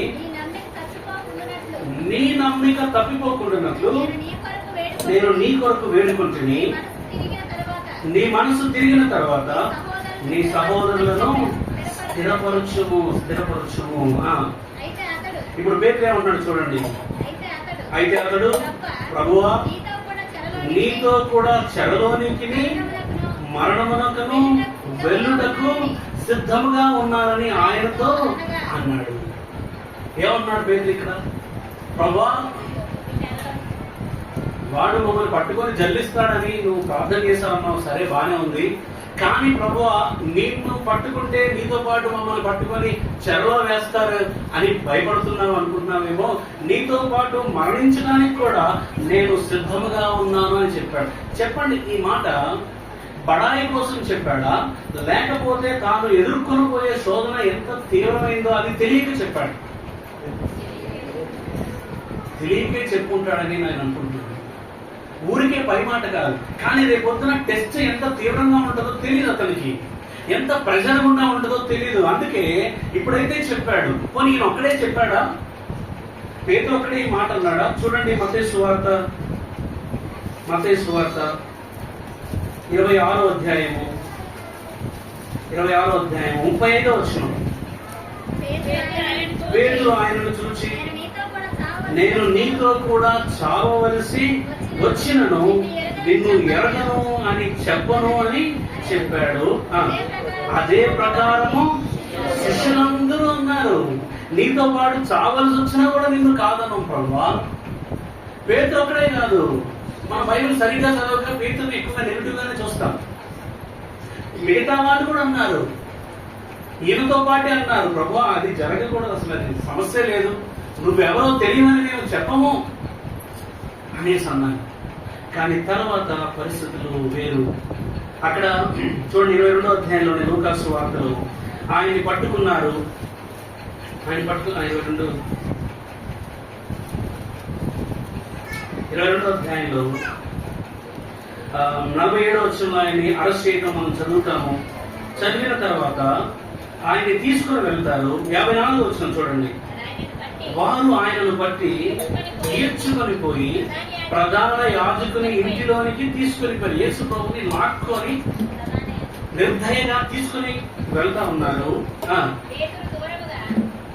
పేతురు అయితే దూరముగా వారి వెనక వచ్చుచుండెను. మిగతా వాళ్ళు లేరు, భయపడి పారిపోయారు. పేతురు పారిపోలేడు, ఎందుకంటే దేవుని పైన ప్రేమ అలాంటిది, ప్రభుతో సన్నిహిత్యం అలాంటిది. ఈయన ప్రాణం ఒప్పుకోవట్లేదు, ఆయనతో నిలబడలేడు, ఆయన విడిచి వెళ్ళలేడు. అందుకే అల్లంత దూరాన యేసు ప్రభుకి ఏం జరగబోతుందని దూరం నుండి ఫాలో అవుతున్నాడు. అలా ఫాలో అవుతూ యేసు ప్రభుని ప్రధాన యాజకుని ఇంట్లోకి తీసుకుని వెళ్ళారు. ఆయన గేట్ ఎదుట ఇలాగే పండగ కథ వాతావరణం, చాలా మంది ఉన్నారు, మంట వేసుకొని చలి కాచుకుంటున్నారు. అప్పుడు అక్కడ ఉన్నటువంటి వాళ్ళు అడిగితే యేసు ఎవరో నాకు తెలియదు, అమ్మాయి నేను అతను ఎరుగను అన్నాడు. 58వ వచనంలో. 59వ వచనంలో అతన్ని చూచి నీవును వారిలో ఒకడు అనగా పేతురు పోయి నేను కాను అన్నాడు. అలాగా 3 సార్లు పంపుతాడు. పేతురు ఇక్కడ నలిగిపోతా ఉన్నాడు. ఒకవైపు భయం, ఆందోళన, ఇంకొక వైపు ప్రభువుకి ఏం జరుగుతుందో లోపల అదొక ఆందోళన. ఇంత ప్రెషర్ గుండా వెళ్తున్నాడు. యేసు ప్రభువుకి ఇతను 3 సార్లు పంపుతాడని ముందే తెలుసు. ఇలా బొంకినప్పుడు యేసు ప్రభువుకు ప్రార్థన చేశాడు పేతురు గురించి. ఏమని ప్రార్థన చేశాడు? ఇతను శోధింపబడకుండా ఉండాలని ప్రార్థన చేశాడా? నమ్మిక తప్పిపోకుండా ఉండాలని ప్రార్థన చేశాడా? ఉన్నారా మీరు ఇక్కడ? కింద వచ్చిన ఏమన్నారండి? 22:32లో ఏం చదివాము? నీ నమ్మిక తప్పిపోకుండానట్లు నీ కొరకు వేడుకుంటుంది. నువ్వు బొంకేటువంటి శోధనకు లొంగకుండా, శోధనకు వెళ్లకుండా యేసు ప్రార్థన చేయలేదు. నువ్వు శోధించబడతావు, కోడి కొయ్యకునకు ఉమ్మార్లు నన్ను ఎరగనని బొంకుతావు, అయినా కూడా నీ విశ్వాసంలో నువ్వు జారిపోకూడదు పేతురు అని ప్రార్థన చేశాడు. ఈ మాటలన్నీ గుర్తొస్తా ఉన్నాయి. బొంకగానే ఏం జరిగింది తెలుసా? 3వసారి ఆయన తెలియదు అనగానే ఏమైంది? కోడి కూర్చుంది. ఇప్పుడు 61వ వచనం అందరూ తెలుస్తా ఉన్నారు. అప్పుడు ప్రభువు తిరిగి పేతురు వైపు చూచెను. చాలండి. ఇప్పుడు మీ అందరికి ఒక చిన్న ప్రశ్న వేయాలనుకుంటున్నాను. పేతురు ప్రభు వైపు తిరిగి చూశాడు. పేతురు ప్రభు వైపు చూశాడు. పేతురు మనసు నిండా ఆందోళన, ప్రభువుకి ఏమవుతుందో. ప్రభు మనసు నిండా ఆందోళన, పేతురుకి ఏమవుతుందో. అక్కడ మాటలు అంటున్నారు, చిత్కారాలు ఎదుర్కొంటున్నాడు, దమ్మీగా మీద పడుతున్నారు యేసు ప్రభు మీద, ఎలా పడితే అలా మాట్లాడుతున్నారు. కానీ అవేమీ కాదు. యేసు ప్రభు యొక్క మనస్సులో ఒకడే ఒక వ్యక్తి ఉన్నాడు, పేతురు యొక్క విశ్వాసం. అప్పుడు ప్రభు తిరిగి చూశాడు. ఇప్పుడు మీ ప్రశ్న ఏంటో చెప్పనా? యేసు ప్రభు చూసిన చూపులో సందేశం ఏంటి? చూపులో కూడా సందేశం ఇస్తాం తెలుసు కదా, భార్య భర్తలకి బాగా తెలుసు, పక్కన వాళ్ళకి ఎవరికి అర్థం కాదు, వాళ్ళిద్దరికి అర్థం. ఇప్పుడు యేసు ప్రభు చూసినటువంటి చూపులో అర్థం ఏంటి? నేను 2 ఆప్షన్స్ ఇస్తాను, టైం సేవ్ చేయండి, మీరు సెలెక్ట్ చేయండి. నెంబర్ 1 ఒకటి ఏంటంటే, ఏమయ్యా పేతురు, 3.5 సంవత్సరాలు నా వెనకాల తిరిగి నేనెవరో కాదని పంపావా? నా అద్భుతాలు చూసి కూడా నేనెవరో కాదనుకున్నావా? నా కష్టకాలంలో నన్ను కాదనుకున్నావా? పేతురు, ఇంత ద్రోహం చేస్తున్నావా? మొదటి సందేశం. 2వ సందేశం, పేతురు బొంకేవాని కృంగిపోవద్దు, నువ్వు జారిపోవద్దు. నువ్వు బొంకుతావని నాకు తెలుసు, నువ్వు పడిపోతావని తెలుసు, నీ గురించి నేను చేసిన ప్రార్థన తెలుసు. నీ నమ్మికలో నువ్వు జారిపోకూడదు, నీ నమ్మకం, విశ్వాసం చెక్కు చెదరకూడదు. పడిన చోట నుంచి లే, ఇది రెండవ సందేశం. మీరు ఏదన్నా నమ్మొచ్చిన షూర్ వెనకాల రెండవదైనా ఆ చూపు ఏం చేసిందో తెలుసా? పేతురుని ఇంకా నగదు బయటికి పోయి సంతాపపడి ఏడ్చాడు. ఇలాంటి ప్రభువునా కాదని విశ్వాసాన్ని మెల్లిగా కూడగట్టుకోవడం ప్రారంభించాడు. ఎందుకో తెలుసా? ఆ విశ్వాసమే చెదిరిపోకూడదని ప్రభు ప్రార్థన చేశాడు. జారిపోయినటువంటి పేతురుని ప్రభు ఒక్క చూపుతో లేవనెత్తాడు. అక్కడ ఎన్నో మాటలు పడుతున్నా ఒకే ఒక్కడి మీద దృష్టి, మిగతా 11 మంది శిష్యులు కాదు కానీ పేతురు మీద యేసయ్య దృష్టి ఉంది. కోడి కుయ్యగానే వారు ఎన్నో ప్రశ్నలు అడుగుతున్నా దూరం నుండి పేతురు, ఎందుకంటే యేసు ప్రాణం పేతురు మీద కొడుతుంది. తన తర్వాత సంఘానికి నాయకత్వం వహించేది అతను, శిష్యులను ముందుండి నడిపించేది అతను, పెంతెకోస్తు రోజున సువార్తను ఆరంభించాల్సింది అతను, అన్యజనులకు సువార్తను కృప అనేది పరిచయం చేయాల్సింది అతను, తన తర్వాత తన పనిని కమిషన్ ని ముందుకు తీసుకెళ్లాల్సింది అతను. అందుకే ప్రభు ఎంతో శ్రమ పడ్డాడు, తయారు చేశాడు, చెక్కుతూ వచ్చాడు. ఈ శ్రమ, ఈ పరిశోధన కూడా అతని తర్ఫీదులో ఒక భాగమే. ఇప్పుడు అతను జారిపోకూడదు, నమ్మకం తప్పిపోకూడదు. ఇతను నమ్మకం తగ్గితే మిగతా వారు ఢీలా అయిపోతారు అని క్లిష్ట పరిస్థితిలో ఉన్న ప్రభు పేతురుకి సందేశం పంపించాడు. తన చూపులో పేతురు లే. ఈ రోజున ఇక్కడ కూర్చున్నటువంటి మనలో కొంతమందికి దేవుడు ఈ రెండవ చూపు చూస్తున్నాడు. యేసు ప్రభు కళల్లో ఒకసారి చూడండి. ఆయన కళల్లో మీకు వినిపించే సందేశం మీ పట్ల చీ అని కాదు, లే అని. నువ్వు ఉన్న చోటున ఇంకా ఉండొద్దు, నువ్వు జారిపోయిన చోటే ఉండొద్దు, నీ విశ్వాసం సన్నగిల్లొద్దు. మనలో చాలా మందికి అనిపించేది ఏంటో తెలుసా? నేను ఈ తప్పు చేశాను, ఈ పాపం చేశాను, తెలిసి కూడా చేశాను, కాబట్టి నేను ఘోరమైన దోషిని, ప్రభు దగ్గరికి వెళ్ళలేను, ఆయన నన్ను క్షమించలేడు, నన్ను ముఖం చూపించలేను, నేను క్షమాపణకు కూడా అర్హుని కాదని మనల్ని మనమే కృంగదీసుకుంటూ ప్రభు యొక్క విశ్వాస్యతను, ప్రేమను తక్కువ అంచనా వేస్తాం. అదే నమ్మికలో జారిపోవడం అంటే. నమ్మికలో జారిపోవడం అంటే అదే. ఈ రోజు ఇక్కడ ఉన్న కొద్దిమంది, నేను ఎరుగుదును, నాకు పర్సనల్ గా తెలియదు, కానీ ఇంతమంది క్రౌడ్ విశ్వాసులు ఉన్నారంటే ఖచ్చితంగా ఒక సమూహం ఉంటారు, కొద్దిమంది గుంపు ఉంటారు. వారు తమ మొదటి ప్రేమను కోల్పోయి ఉంటారు, మొదటి పరుగులు విడిచిపెట్టి ఉంటారు. ఆత్మీయ జీవితంలో ఎంతో నిర్లిప్త, తృప్తి లేదు,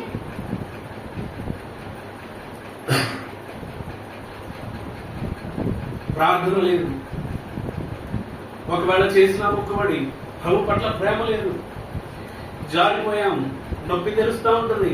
ప్రభు దగ్గరికి రావాలంటే భయము, దిగులు, ఏ మొక్కం పెట్టుకొని వస్తాను. ఇలాగా చాలా మంది కృంగతలో ఉన్నారు. చాలా మంది కదిలిస్తే అంటారు ఏంటో తెలుసా? ఆ రోజులు వేరండి, అప్పట్లో సంగతులు వేరండి, ఆ మహిమ వేరండి, అప్పుడు అనుభవాలు వేరండి, అప్పుడు దైవజనులు వేరండి, అప్పుడు ప్రయాస వేరండి, అప్పుడు సువార్త వేరండి. అన్ని బాగానే ఉంది. వాళ్ళందరూ జీవించి మనకి అనుగ్రహించారు. మన తర్వాత తరానికి ఇవ్వడానికి మన దగ్గర what we can give to our next generation. తర్వాత వాళ్ళకి ఏమిద్దాం? ఇదే నిరుత్సాహం, ఇదే నిర్లిప్తత, ఇదే మొక్కుబడి జీవితం, ఇదే జారి పరిస్థితి, ఇదేనా మనం అందజేసేది తర్వాత వాళ్ళకి? ఈరోజు ప్రభు పిలిపిస్తున్నాడు, లే, పైకి లే అంటున్నాడు. నీ విశ్వాసంలో జారిపోకు, దేవుని నమ్మకత్వాన్ని చూడు. ఇశ్రాయేలు ప్రజల్ని ఎన్నోసార్లు తిరిగి కట్టిన ఆ దేవుణ్ణి చూడు, యోనాని కట్టిన దేవుణ్ణి చూడు, దావీదుని కట్టిన దేవుణ్ణి చూడు, పేతురుని కట్టిన దేవుని చూడు. నిన్ను కడతాడు, పిలుస్తున్నాడు, లే లే. యథార్థంగా తప్పు ఒప్పుకొని పశ్చాత్తాప హృదయంతో ఆయన దగ్గరికి వచ్చే ఏ విశ్వాసిని దేవుడు కాదనడు.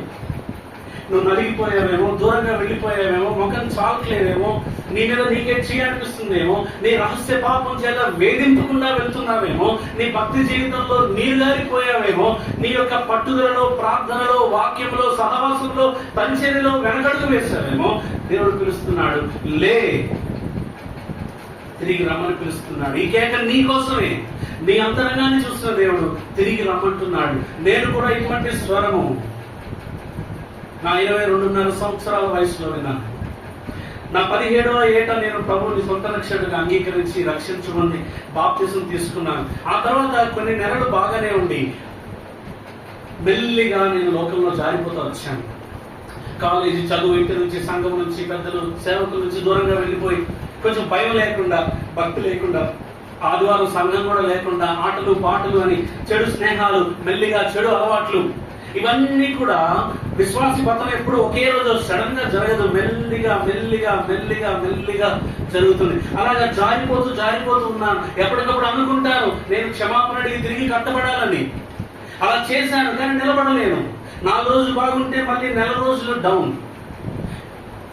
అలాగా నా 19వ ఏట, 20వ ఏట, 21, 22 సంవత్సరాల వయసులో నా పరిస్థితి ఏంటంటే పాపములో ఉండటం ఇష్టం లేదు. పాపంలోంచి బయటికి ఎలా రావాలో తెలియదు. హృదయంలో ఒకటే వేదన, సంఘర్షణ. స్నేహితులు ఉండేటప్పుడు బాగానే ఉంటుంది, ఒక్కడినే ఉండేటప్పుడు ఏదో దిగులు, వేదన, కన్నీరు, ఒత్తిడి. అందుకే ఒక్కడిని ఉండడానికి ఇష్టపడేవాడిని కాదు. అలాగా ఇంజనీరింగ్ చదువుతున్నప్పుడు రకరకాల పద్ధతులు, చిట్కాలు పాటించిన పాపం విడిచిపెట్టాలని. ఎందుకంటే నా మనసులో ఒక భావం ఉండేది. ఏంట్రా అంటే ఏదో ఒక రోజు రావాలి నా జీవితంలో ఈ పాపాన్నంతా విడిచిపెట్టి, చెడు అలవాట్లు విడిచిపెట్టి, చెడు స్నేహాలను విడిచిపెట్టి, చెడు తలంపులు విడిచిపెట్టి దేవుని దగ్గరికి వెళ్ళి మంచిగా భక్తుడిగా మారి బ్రతకాలి, కొత్త బిగినింగ్ ఇవ్వాలి అని అనుకుంటా ఉండేవాడిని. దానికి చిట్కాలు ప్రయోగించేవాడిని. ఏది వర్కౌట్ అయ్యేది కాదు.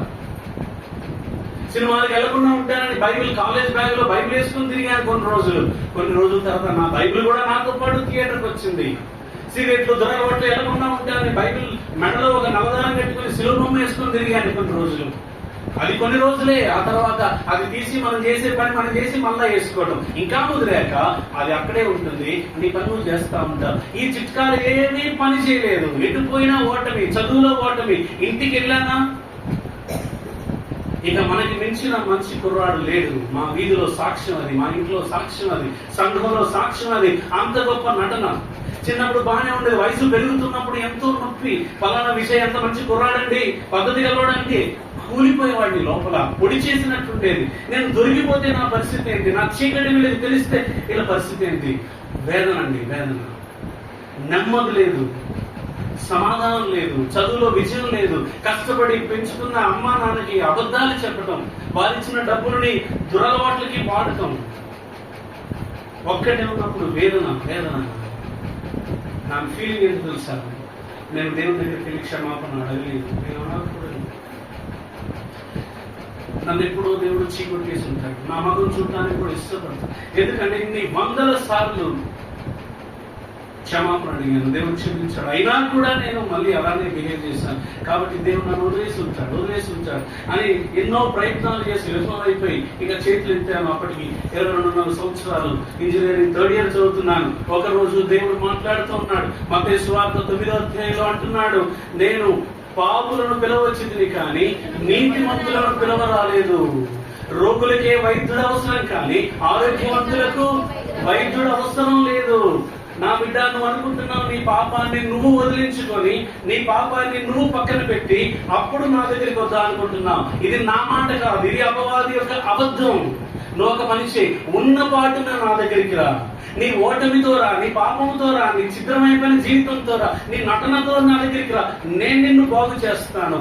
ఈ మాట ఎండిపోయిన ఆ యవన హృదయంలో ఒక చిన్న చిగురునిచ్చింది. ఒక చిన్న మాట ప్రార్థన చేశాను. ప్రభువా, నేను ఎన్నో ప్రయత్నాలు చేసి విఫలమయ్యాను. నువ్వు అంటున్నావు ఉన్నపాటున్నా నేను నిన్ను బాగు చేస్తాను. రోగిగా రమ్మంటున్నావు, నేను వస్తున్నాను. నువ్వు నన్ను స్వీకరించి బాగు చేసావా, నేను బాగుపడతాను. లేకపోతే ఇక నా బ్రతికింతే. దేవునికి స్తోత్రం. ప్రభువు నమ్మదగిన వాడు. ఆ రోజు ఆ కుర్రాడు చేసిన ప్రార్థన దేవుడు, ఆ సన్నివేశం నాకు గుర్తుంది. ప్రభు క్షమించాడు, తిరిగి కట్టాడు. ఇదైపోయిన మరో వారానికి గుడ్ ఫ్రైడే, ఈస్టర్ వచ్చింది. ఈస్టర్ రోజున దేవుని సేవకుడు వాక్యం చెప్తా ఉన్నాడు. నేను అలా ముందు కూర్చున్నాను, తబలా కొట్టేవాడిని. అలా కూర్చున్నప్పుడు 21వ అధ్యాయం అంటే యోహాను సువార్తలో మాట్లాడుతున్నాడు.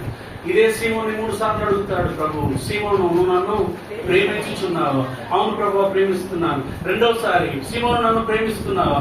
అవును ప్రభు ప్రేమిస్తున్నాను. మూడోసారి అడిగినందుకు అప్సెట్ అయిపోయి అవును ప్రభు నీకే తెలుసు. అప్పటికి నా వయసు చెప్పారు 22+. నలిగిపోయి ఉన్నాను. ఆ మాట దేవుడు నాతోనే మాట్లాడుతున్నట్లు, ప్రభు నన్నే సంధిస్తున్నట్లు నేను వింటున్నాను. ఆ స్వరము, విజయ్ నువ్వు నన్ను ప్రేమిస్తున్నాను. నేను కూడా ప్రభు ప్రేమిస్తున్నాను. రెండోసారి ప్రేమిస్తున్నాను. మూడోసారి అవును ప్రభు ప్రేమిస్తున్నాను. ఈ ప్రశ్న వెంటాడుతుంది. మీటింగ్ అయిపోయింది, చేపలు చుట్టేసాం, సర్వింగ్ చేసాం, అయిపోయినా బైబిల్ పట్టుకున్నా, రూమ్కి వెళ్తున్నాను. ఒకటే ప్రశ్న. ఆ ప్రశ్న ఏంటంటే ప్రభు అంటున్నాడు, నువ్వు నన్ను ప్రేమిస్తున్నానని చెప్తున్నాను. నేను నిన్ను ప్రేమించాను, దానికి రుజువుగా సిలువలో నా ప్రాణాన్ని ఇచ్చాను. నువ్వు నన్ను ప్రేమిస్తున్నా అంటున్నావు, నీ ప్రేమకు రుజువేది. Show me the proof for your love. ఆ పదము నా హృదయాన్ని గలిబిలి చేసింది, బరువైపోయింది. అలాగే బైబిల్ పట్టుకొని నడుస్తూ వెళ్తున్నాను వీధుల్లో, గుండెంతా బరువైపోయి గట్టిగా కేక వేయాలి, అరవాలి, ఏడవాలి అన్నటువంటి ఫీలింగ్. అలాగే వెళ్ళాను. నా రూమ్మేట్ లేడు. తలుపు వేసుకొని మోకాళ్ళ మీదకి వచ్చి ప్రభుతో మాట చెప్పాను. గుండె పగిలిపోయింది. ప్రభు నేను నిన్ను ప్రేమిస్తున్నానని చెప్పాను. అబద్ధం. ఎందుకంటే నా ప్రేమకు రుజువు లేదు. కానీ నువ్వు నన్ను ప్రేమించాలని సత్యం. నీ ప్రేమకు రుజువు. నన్ను మన్నించాలి. పశ్చాత్తాపంతో నా హృదయాన్ని ప్రభువుకు అప్పగించుకున్నాను. ఆ తదుపరి మరుసటి వారం దేవుని సాగుకు వాక్యం చెప్పారు. రెండవ వర్తమానం బలవర్తమానం అయిపోయిన తర్వాత రొట్టె విడవాలి కదా, ప్రముఖులు అన్నారు, అందరూ మోకాల మీద రండి ఒక పాట పాడుకుందాం. అప్పుడు సియోను గీతాలు 211, ఇప్పుడు నెంబర్ తెలియదు. కృతజ్ఞతను తల వంచి నాదు జీవం అర్పించడం అని పాట పాడుతుంటే అందులో 5 చరణాలు ఉన్నాయి. ఆ 5 చరణాలు అచ్చంగా నా జీవితమే రాసినట్టుంది. చింతించి గత పాపములకే ఎంతో నేను ఏడ్చుచుంటిని, దూరమైంది నీ ప్రేమ మరచి దూరముగా ఇక వెళ్ళజాల. ఆకర్షించే లోకాశలన్నీ లోక మహిమను అడ్డగించు, తరముల నీ ప్రేమ నాకై వర్ణింపును అసఖ్యము. ఈ మాటలన్నీ నా జీవితాన్ని గురించి అలా తబలా కొడుతూ ఉన్న పాట పాడుతుంటే ఒకటే ఏడుపు తుడుచుకోవడానికి ఖాళీ లేవు చేతులు. పక్కన కీబోర్డ్ అన్నాను, విచిత్రంగా దోస్తున్నాడు, ఏమైంది వీడికని. అలానే అయిపోయింది. పనులన్నీ చక్కబెట్టుకొని మళ్ళీ అదే బజార్లో అదే బైబిల్ పట్టుకొని అదే రూమ్కి వెళ్ళి మోకారేసి మళ్ళీ బైబిల్ ఆ పల్లవి ఆ పాట ఓపెన్ చేసి ఆ పాటను మరింత మీనింగ్ఫుల్ గా పాడుతూ పశ్చాత్తాపంతో ప్రభువుకు అప్పగించుకున్న దేవుడు నన్ను క్షమించాడన్న భరోసా, నిశ్చయత, కొండంత బరువు దిగిపోయినట్టు, తేలికగా అయిపోయినట్టు, ప్రభు నా పక్కనే ఉన్నట్టు, భుజం చడుతున్నట్టు ఎంతో ధైర్యము. ప్రభు నమ్మదగిన వాడు, ప్రభు ప్రేమామయుడు. ఆయన ఎటువంటి పాపలైనా తిరిగి కడతాడు. అప్పటి నుంచి నా జీవితం పూర్తిగా ఒక టర్న్ తీసుకుంది. చదువులో విజయం ఇచ్చాడు, పరిచయం ఇచ్చాడు. నా 23వ ఏట నుంచి పులిపేడి పరిచర్య, మొదట్లో ట్రాన్స్లేషన్ 6 నెలలు, ఆ తర్వాత 23.5 సంవత్సరాల నుంచి వాక్య పరిచయం చేయడానికి దేవుడు వాడుకుంటా ఉన్నాడు. చదువులో సహాయం చేశాడు, మంచి ఉద్యోగం ఇచ్చాడు, కుటుంబం ఆశీర్వాదాలకు తలుపులు తెరవబడ్డాయి. అప్పటి వరకు మూయబడ్డాయి. కారణము నా అవిధేయత, నా పతనము, నా జారిపోయినటువంటి స్థితి. ఈ రోజు మాటలు చెప్తుంటట్టుగా మీలో కొద్దిమంది గుండెలు బరివెక్కాయి, మీకు కూడా కొద్దిమందికి ఏడుపు వస్తుంది. పరిశుద్ధాత్మ దేవుడు మీ హృదయాన్ని కదిలిస్తున్నాడు. పశ్చాత్తాపంతో తగ్గించుకొని పేతురులాగా సంతాపపడండి. పశ్చాత్తాపడి ప్రభువుకు అప్పగించుకోండి. మునుపటి సంగతుల కంటే ఎక్కువ మహిమను దేవుడు ఇవ్వగలడు. మునుపటి ప్రేమ కంటే ఎక్కువ ఇవ్వగలడు. మునుపటి ఆనందం, మునుపటి సేవ, మునుపటి పరిచయం కంటే ఎక్కువగా ఇవ్వగలడు. నీ చేయి పట్టుకోవడానికి సిద్ధము, నీ చేయి ఇవ్వడానికి నువ్వు సిద్ధమా? నువ్వు సిద్ధమా? తల వంచండి, ప్రార్థన చేసుకున్నాను. కాసేపు మౌనంగా ఎవరు మాట్లాడుతున్నారు? మీ జీవితాల్ని కట్టను ఉద్దేశించిన దేవునికి, నిన్ను తిరుగు కడతాను అని చెప్తున్న దేవునికి మీ జీవితాన్ని సమర్పించుకోండి. జాగ్రత్త. ప్రభు అంటున్నాడు, ఇశ్రాయేలు కన్యక, నీవు మరలా కట్టబడినట్లు నేను నిన్ను కడతాను.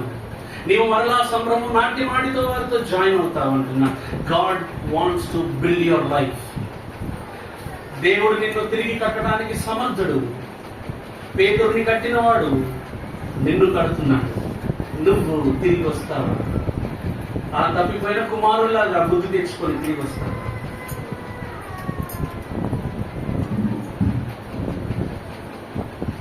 కాసేపు వేరే ఏమీ ఆలోచించద్దు, అటు ఇటు చూడద్దు. ఇది గంభీరమైనటువంటి సమయం. ప్రభు నీ హృదయాన్ని సంధిస్తున్నాడు. ఒకవేళ నువ్వు కూడా ఏదో ఒక రోజు నేనంతా మానేసుకొని అప్పుడు దగ్గరికి వస్తాను, నేను మారిపోయి వస్తానంటే కాదు. ఉన్న పాటున రమ్మంటున్నాడు, పాపిగా రమ్మంటున్నాడు, పడిపోయిన విశ్వాసిగా రమ్మంటున్నాడు, ఓటమితో రమ్మంటున్నాడు.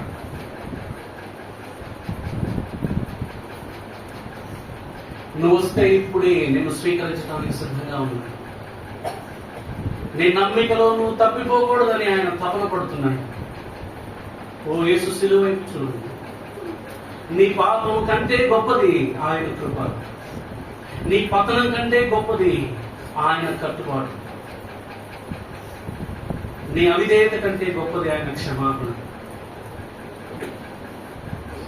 అలానే ప్రార్థనలో ఒక చరణం పాడుకుందాం. కృతజ్ఞతను తలరించి పశ్చాత్తాపంతో మీ జీవితాలు ఈ పాట ద్వారా ప్రభుకి పునరంకితం చేశాం.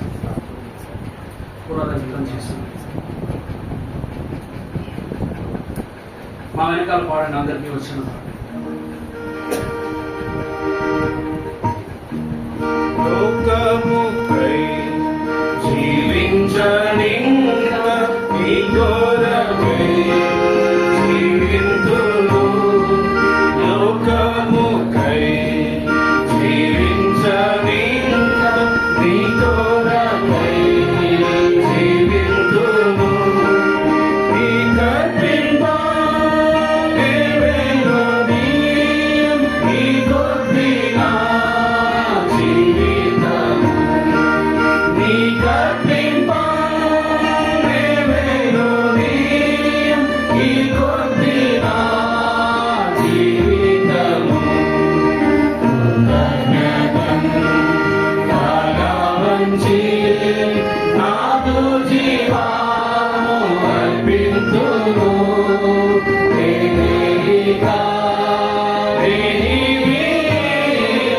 అర్పింతును నన్నే నీకు, అర్పింతును నన్నే నీకు. ఆకర్షించే లోకాశయాన్ని లోక మహిమా నడ్డాగించు. ఆకర్షించే లోకాశయాన్ని లోక మహిమా నడ్డాగించి. కోర్కెలన్నీ క్రీస్తు ప్రేమాదే నిత్యముగా త్యజింతును. కోర్కెలన్నీ క్రీస్తు ప్రేమాదే నిత్యముగా త్యజింతును.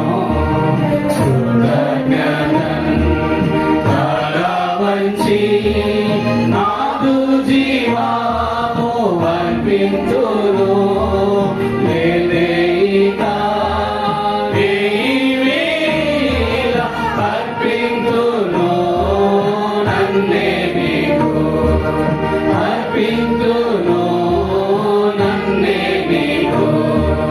చింతించి గత పాపములకై ఎంతో నేను ఏడ్చుచుండి.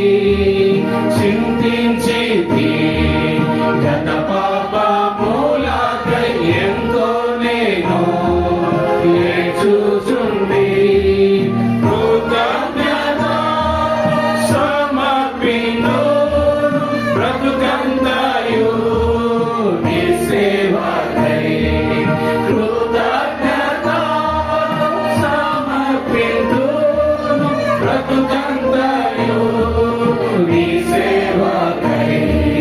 కృతజ్ఞతను తలవంచి నాదు జీవము అర్పింతును.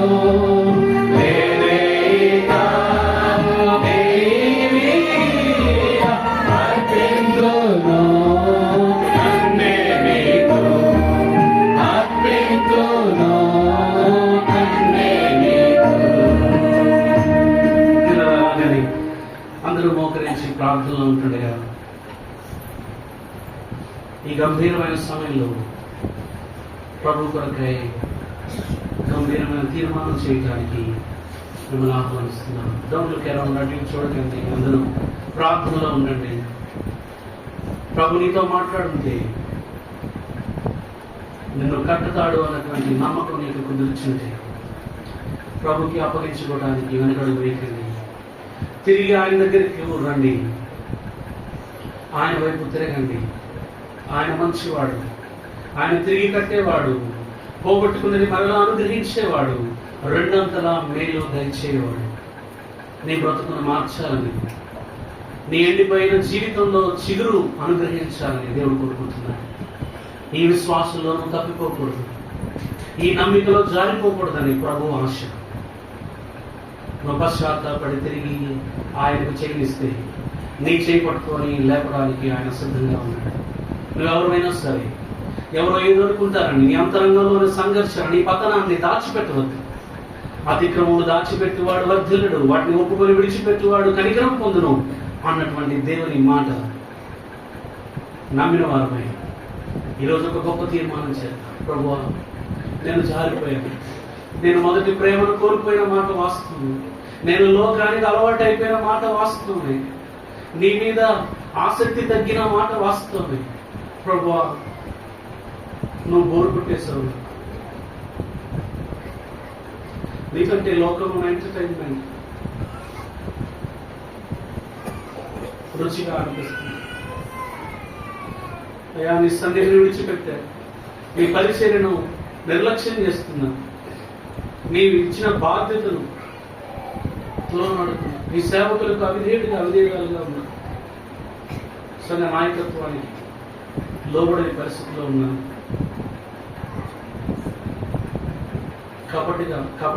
కపటం కలిగిన వ్యక్తిగా, వేషధారిగా నా అంతరంగం నన్ను ఒప్పిస్తుంది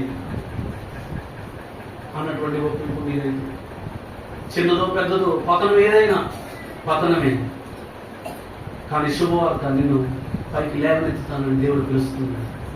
పేతురు లేవనెత్తిన దేవుడు, పేతుర్ని కట్టిన దేవుడు నిన్ను కడతాడు. నాలాంటి బలహీనుని కట్టిన దేవుడు నిన్ను కూడా కట్టడానికి సిద్ధంగా ఉన్నాడు. అయితే నువ్వు విశ్వాసంతో ఆయన చేతికి నిన్ను అప్పగించుకుంటావు. డియర్ బ్రదర్, సిస్టర్, ఈ మాట నీ కోసమే, నీ హృదయానికి. ఇటువంటి వారు ఎవరైనా ఉంటే మీ గురించి మేము ప్రార్థన చేయడానికి వీలుగా అందరూ కళ్ళు మూసుకొని ఉంటుంది. ధైర్యంగా మీ చేయి కనబడేటట్లు మాకు చూపించండి, ప్రభువుకి చూపించండి. Dear sister, God bless you. Brother, sister, అమ్మా, దేవుడిని దీవించను గాక. సహోదరి, దేవుని నువ్వు నీ జీవితాన్ని కట్టను గాక. Uncle, God bless you. Sister, God bless you. Brother, దేవుని ఆత్మకార్యాన్ని ఆటంకపరచవద్దు, మనుషుల అభిప్రాయానికి లొంగిపోవద్దు. దేవుడు నీ చేతిని పట్టుకోవడానికి సిద్ధంగా ఉన్నాడు. God bless you. దేవుడిని తీర్మానాలు దీవించను గాక. మిమ్మల్ని తిరిగి కట్టి పేతురు లాంటి బలమైన సాక్షిగా దేవుడు మిమ్మల్ని ఆశీర్వదించును గాక. ప్రార్థన చేసుకున్నాను.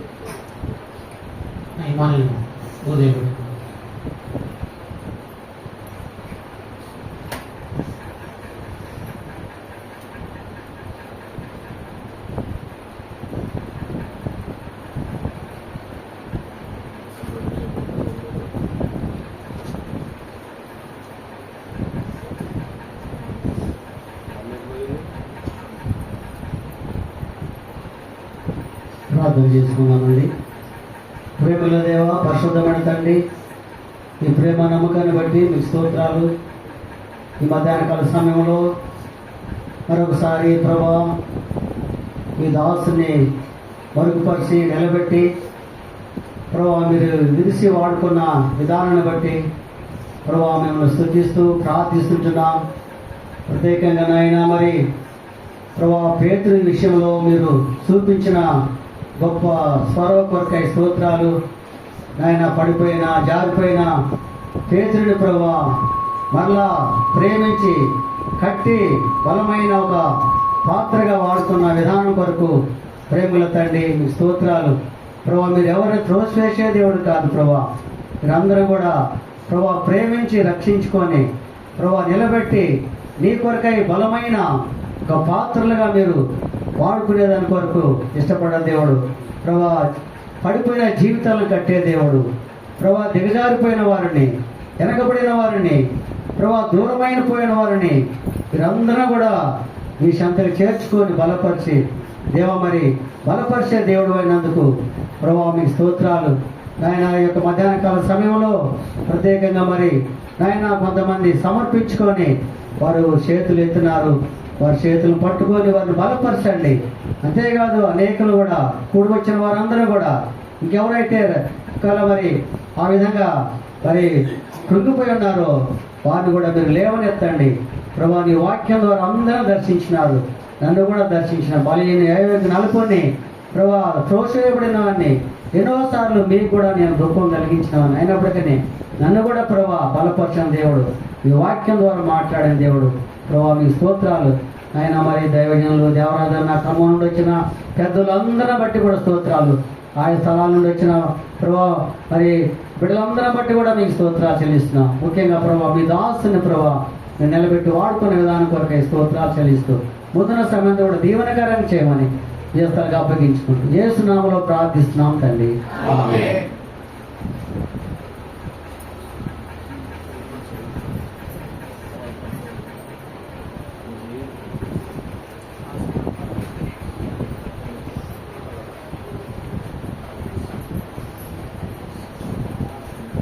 దయచేసి అందరికీ ఎయిర్పోర్ట్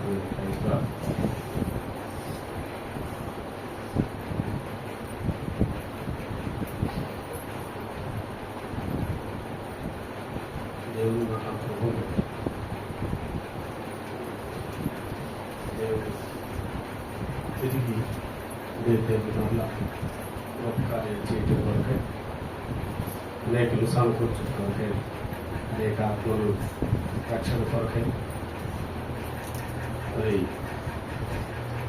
ఎన్నో నెలలుగా దగ్గర సంవత్సరం కాలం నుంచి ప్రార్థన చేస్తున్నాం. ప్రత్యేకమైన కూడి కావాలి ఆయా సందర్భాలు అందగారు మధ్యలో కన్నా శబ్దం నుంచి బలపరుస్తున్నా కూడా మేము యవనస్తుల పిల్లలు యవన బిడ్డలు ఆశపడాలి. ఆ యొక్క ఆశ కొరకై మరి పరిచర్య జరిగించడానికి దేవుడు కృపలుతూ వచ్చినాడు. అయితే ఈ పరిచర్య ఎంతో దుఃఖం ఉంది నాకు. ఏంటంటే గత సంవత్సరం కూడా ఒక మీటింగ్ పెట్టుకోలేకపోయినా, కనీసం ఒక్క బాప్తీసం కూడా రక్షణ కార్యం జరగలేకుండా పోయింది అని బాధపడుతూ వచ్చి ప్రకటన చేసి ఎంతగానో ముందుకు వచ్చాం. కానీ నేను రాత్రి వరకు కూడా ఏ ఒక్కరూ బాప్తీసానికి ముందుకు రాలేదు. రాత్రి ఇక్కడే మనిదోలు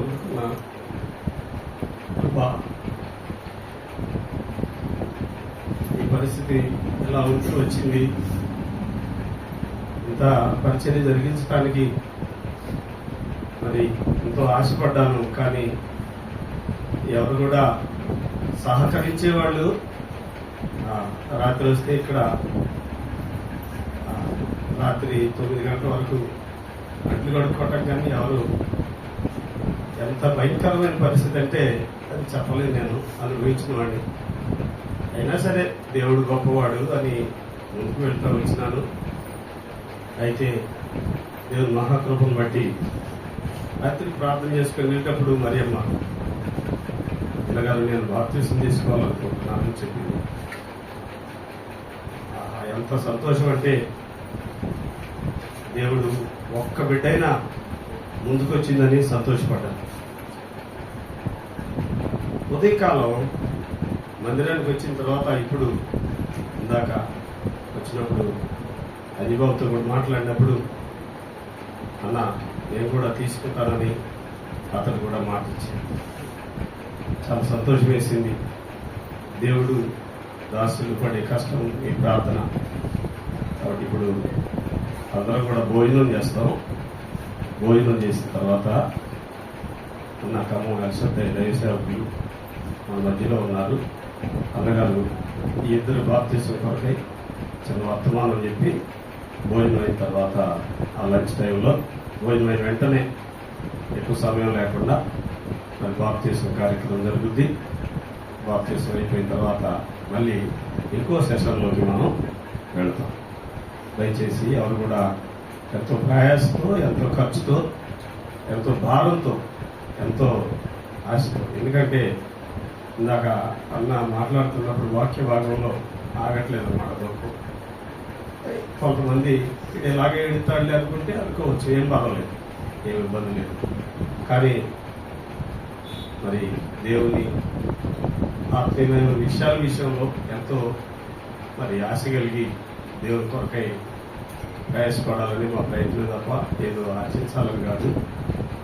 దాదాపు ఇప్పుడు అమ్మగారు పెద్దలు గారు ఆశీర్వాదం ఇచ్చిన తర్వాత అందరం కూడా మనం భోజనం చేస్తాం. ముఖ్యంగా బయట నుంచి వచ్చిన వారికి మొదటి ప్రయారిటీ ఉంటుంది.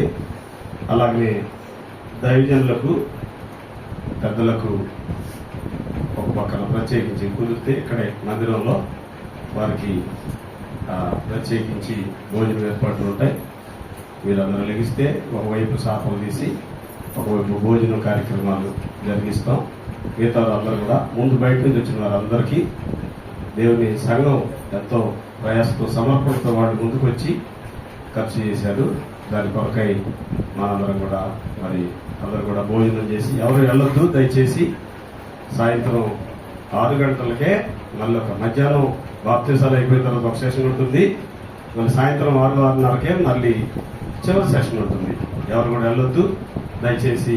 అందరు కూడా 8:30 కల్లా క్లోజ్ చేస్తాం. మొత్తం టోటల్గా అందరూ మళ్ళీ సాయంకాలం కూడా భోజనం చేసేటానికి 2 సార్లు భోజనం చేయటానికి ఏర్పాట్లు చేశాం. అందరు కూడా దయచేసి మా మనవి మన్నించి ఉండాలని ప్రేమపూర్వకంగా మీ అందరికీ తెలియజేస్తున్నాం.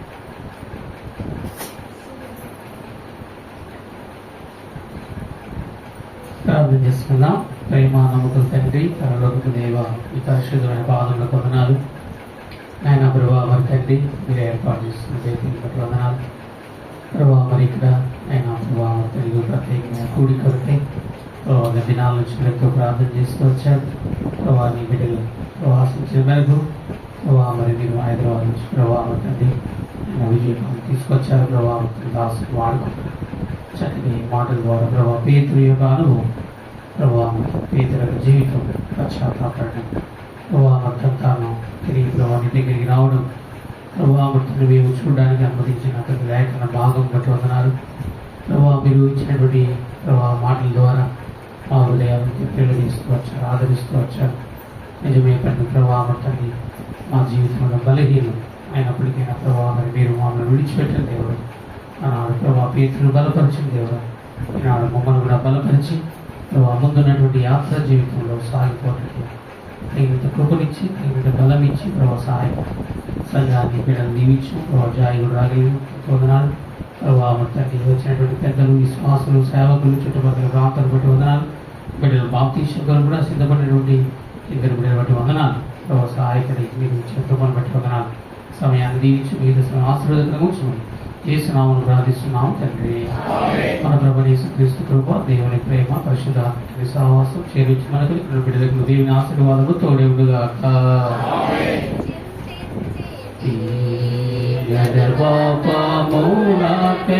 ఎంతో నేను